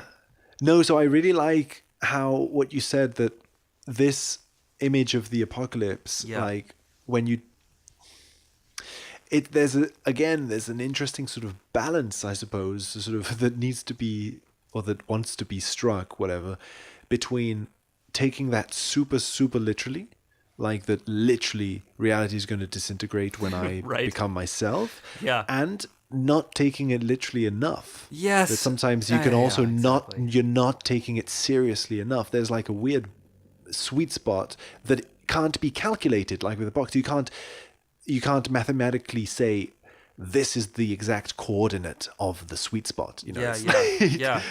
Well, weirdly, or maybe you can, I don't know. But, sometimes it seems that precisely by resisting and disbelieving, you are hastening the arrival of a real apocalypse because the sinks intensify. Oh, good point. Yes. It's like how when her brother dies, Enchantress just immediately like intensifies the portal. You know, it doesn't. Oh yeah. Like the more they resist, the more energy goes into that thing. It's. The thing is that I don't know what happens if you continue to resist, because I didn't, and none of the people I know did, who I talk to in the sync world. Presumably because they're alive. I assume that people who resist it forever have some kind of a serious psychotic break that maybe they don't recover from. But that's a big assumption on my part, obviously. Yeah, no but idea. no, yeah. I mean, I think that's definitely an option to consider. It does seem Yeah. dangerous enough it's somehow to related to lead this to double that. bind stuff too, right? Because it's like you need to transcend that double bind. It's like by resisting, that means staying in the I don't know how to think about this, because I don't unfortunately this bumps up against the same problem we always seem to bump up against, which is this free will issue, you know. Yeah. How much is any of this about the ego's reaction? Yeah, yeah. Because it does seem somehow that you can avoid it and resist it. And what resist it means, I guess, what is that? Maybe we can help ourselves by being more specific here. That means denying. What does it mean? It can mean many things, I guess. Denying the reality of various parts of the experience, I suppose, is mostly what it comes down to. Right. Okay. Yes. Denying the That seems existence to be of the various- worst thing, right? If you completely deny all aspects of the experience, that's like that's a surefire way to get Hecate really mad, right? Yeah. If you just deny the literal reality of it, that seems less bad. If you admit the symbolic reality, but somehow I get the sense that you also ought that it's also Yeah. somehow the no, unconscious is also cross with you for denying the literal reality. I don't know if Yeah. that's true, but it seems like that. Yeah. No, I mean, But you can't take it completely literally true, because in many of these instances it just can't. It doesn't make any sense, right? To say that there's actually, there's actually an anthropomorphic cactus living in the Pope's head. That that can't be literally true. Probably. yeah. And Yeah. yet one has the sense that although they're not literally true, of course the image isn't literally true, but that the symbolic fact that the image points to is literally true. That there is literally a situation in the Pope's head that you might describe as being a cactus or whatever,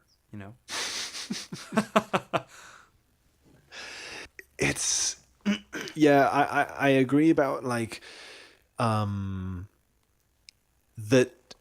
a very real kind of apocalypse seems to loom at the when you don't actually take it, or when you Yeah. there is something like okay, yeah, my mind's a bit confused right now, but one thing that was really resonating with this whole art drawing again is that I've been feeling that on the one hand, the anima or whatever is I say whatever because I'm very confused about what parts of the psyche are asking what things at Yes, this yeah. point. And I think we should say too that that's, I think Jung was confused about that too. I think it was a really hard thing to develop this taxonomy. And it came out of long engagement with very ambiguous, shifty figures, Yes. Yeah, because I get the feeling exactly that something is asking for more, or for more art, or for me to make art. Yeah. That it's something that has always been my life's passion, but that somehow I have abandoned Yeah. in some way, and that I Same, need to make more. exactly. And the weird thing is that there is like another side to this request, which is it's not just that you need to do this; it's that you need to do this or else kind of thing. Yeah, like there is something like that. But that's the Ember energy somehow. Yeah, She's an artist and she wants her song to be heard all over the world. But she's, but she also wants to take over the world. There's there's something aggressive and maybe a little hostile. Yeah. Because like what I've been feeling is that like on days, and this has been happening like this week precisely, that I've had a few sort of like experiences where my shadow has been projected onto people in a much more intense way than it usually does. Yeah. And this has been accompanied with an even more urgent need to make art Yes. than usual. Yeah, I find that association as well, I think. Like the days when I have been really like creating a lot of stuff, it really does feel like I've gotten a whole load off my chest or something. Yes, yeah, absolutely. Like I feel, well, sometimes, as we've said, it feels really weird and sad, and it can feel terrible. I think but that's, there is, yeah, that's what I meant, I think, when I said that the energy has to be right for those automatic drawings. That's what it is. There has to be a real problem in my life for that, for those drawings to happen. If there's no problem, it's like there's no tension, there's no libido to go into them. You know? That's a good point. Yeah, you feel that it's like at a crisis moment or something. It's like that Jung quote where he says that art arises from the same conditions as a neurosis. Exactly. Exactly. I think that's exactly right. There's a neurotic something developing, and I have to get in front of it by putting it into art. And it really it's miraculous. It really does seem to help resolve these things. Like I don't even know how a lot of the time, but I feel better. And that's the weird thing, like we were saying before, that somehow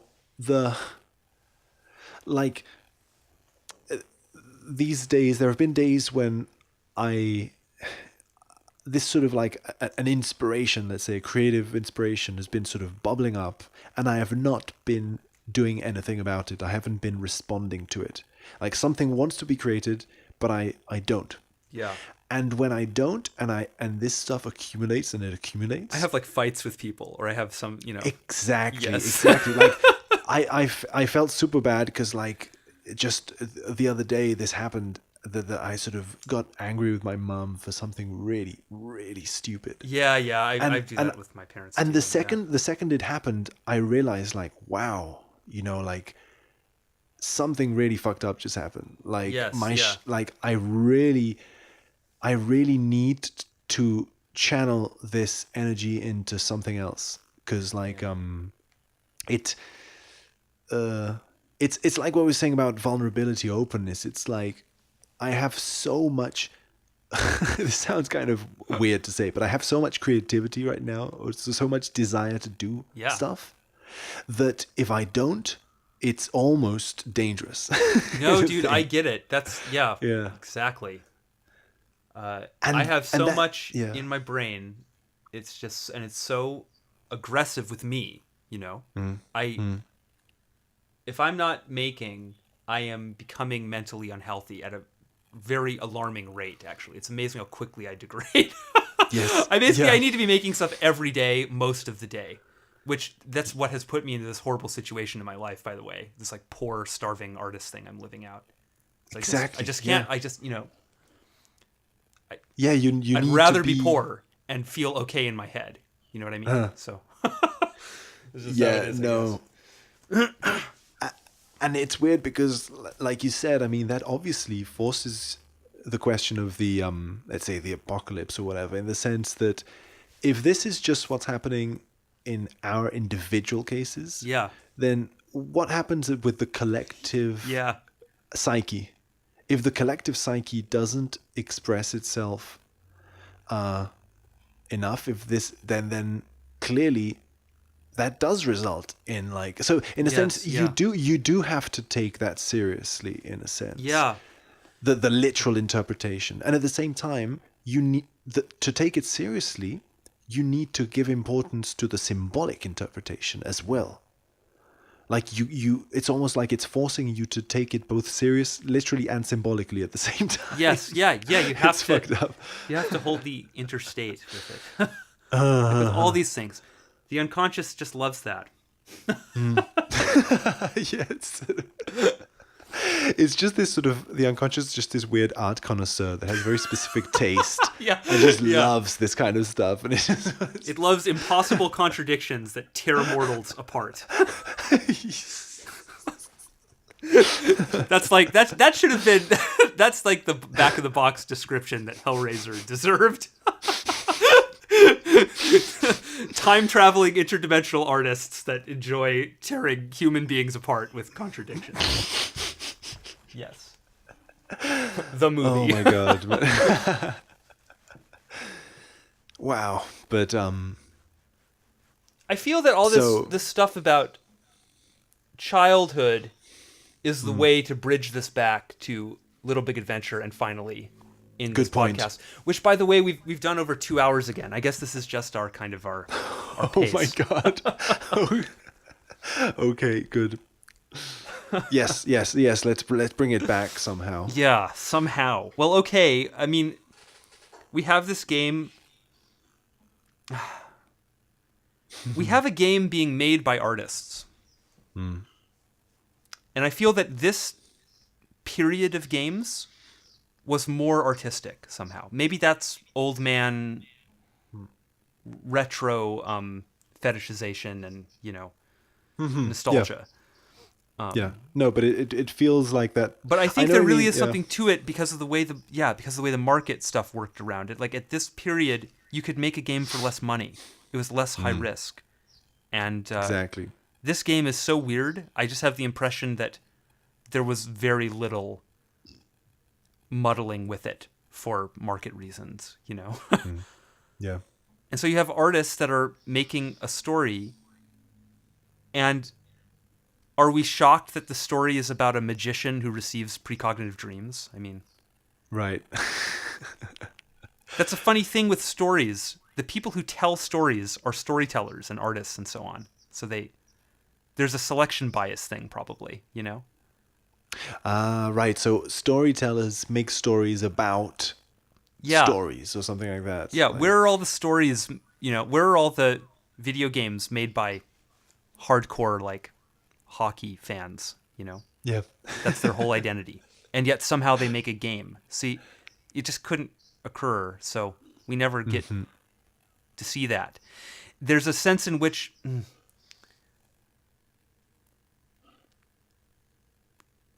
Is it... Ugh, sorry. I really don't want to open... I was about to open a whole nother can of worms. And I think, we're trying not to do that. Help me. Right. I'm drowning. I don't know what's going on. I'm afraid, right. I'm looking at a Yeah, screen here that says, "My cousin is a locksmith. He will open the unguarded door for you. Follow me." This was the whole sequence with the astronomer and all that. Like, yeah. Yeah, no, I'm afraid, this conversation is kind of... Yeah. Okay. Ma- It was a bold ma- effort to try to make this all make sense. That's not going to happen. I have no idea where to even upload this file now. Is this a Screen Dreams or a Rainbow Club? I know, I feel really bad because, neither of those audiences is going to get anything of what we're talking Interstate, about. man. It's the unconscious just forces it. We were like, okay, here we go. We're gonna have these nice 2 separate little projects, and nope. Oh my god, you're right. The unconscious is Instantly, forcing us the to, tentacles are just bringing them together. It's like we might as well just merge it all into Rainbow Club. I don't know. Yeah, you're right. That is an option. Yeah. I'm definitely open to having Rainbow Club be. We could include, if we ever do OPN Let's React videos, that Right. could go. I'm getting ahead of myself. That's all just a possibility. Sure. Because I like the idea of separate channels as well. But you're right. It's going to be. We have a style of conversation that is going to be very difficult to follow if people aren't following everything at the same time. It's such a problem. Yeah, he could say the same thing about Jung's style. You have to know everything else he said to make sense of it. It's that thing. Yeah. Oh god. It really I really do believe it comes out of the material. The unconscious doesn't stick to boundaries, so it's the whole problem. Well, anyway, whatever this was, Yes. though, I feel that we touched on some very cool topics, at least. Yeah. No, I really I think it was a very good one. Yeah, and we'll have to just think about where we put it. Yeah, we'll figure it out one way or another. Yeah. If you're listening to this, then we figured it out. Yes. Okay. And if you're listening to it and you're not subscribed to the other thing, subscribe to all of our stuff, please, everywhere. Do it now. Good point. Subscribe to everything, so you can just have Alan and me just live streaming into your brain 24 hours a day, every day. Dominating your feed. Yes. That's what we That's what we recommend. Don't listen to yourself. Don't think at all for yourself. Really, just listen to us, because we have all the answers, and if you listen to what we say, you'll win the lottery. And We've put syrup into the water supply. yes, infinite syrup. Okay, I'm gonna stop the recording at least here, I think. Yes, me too. Okay. Goodbye.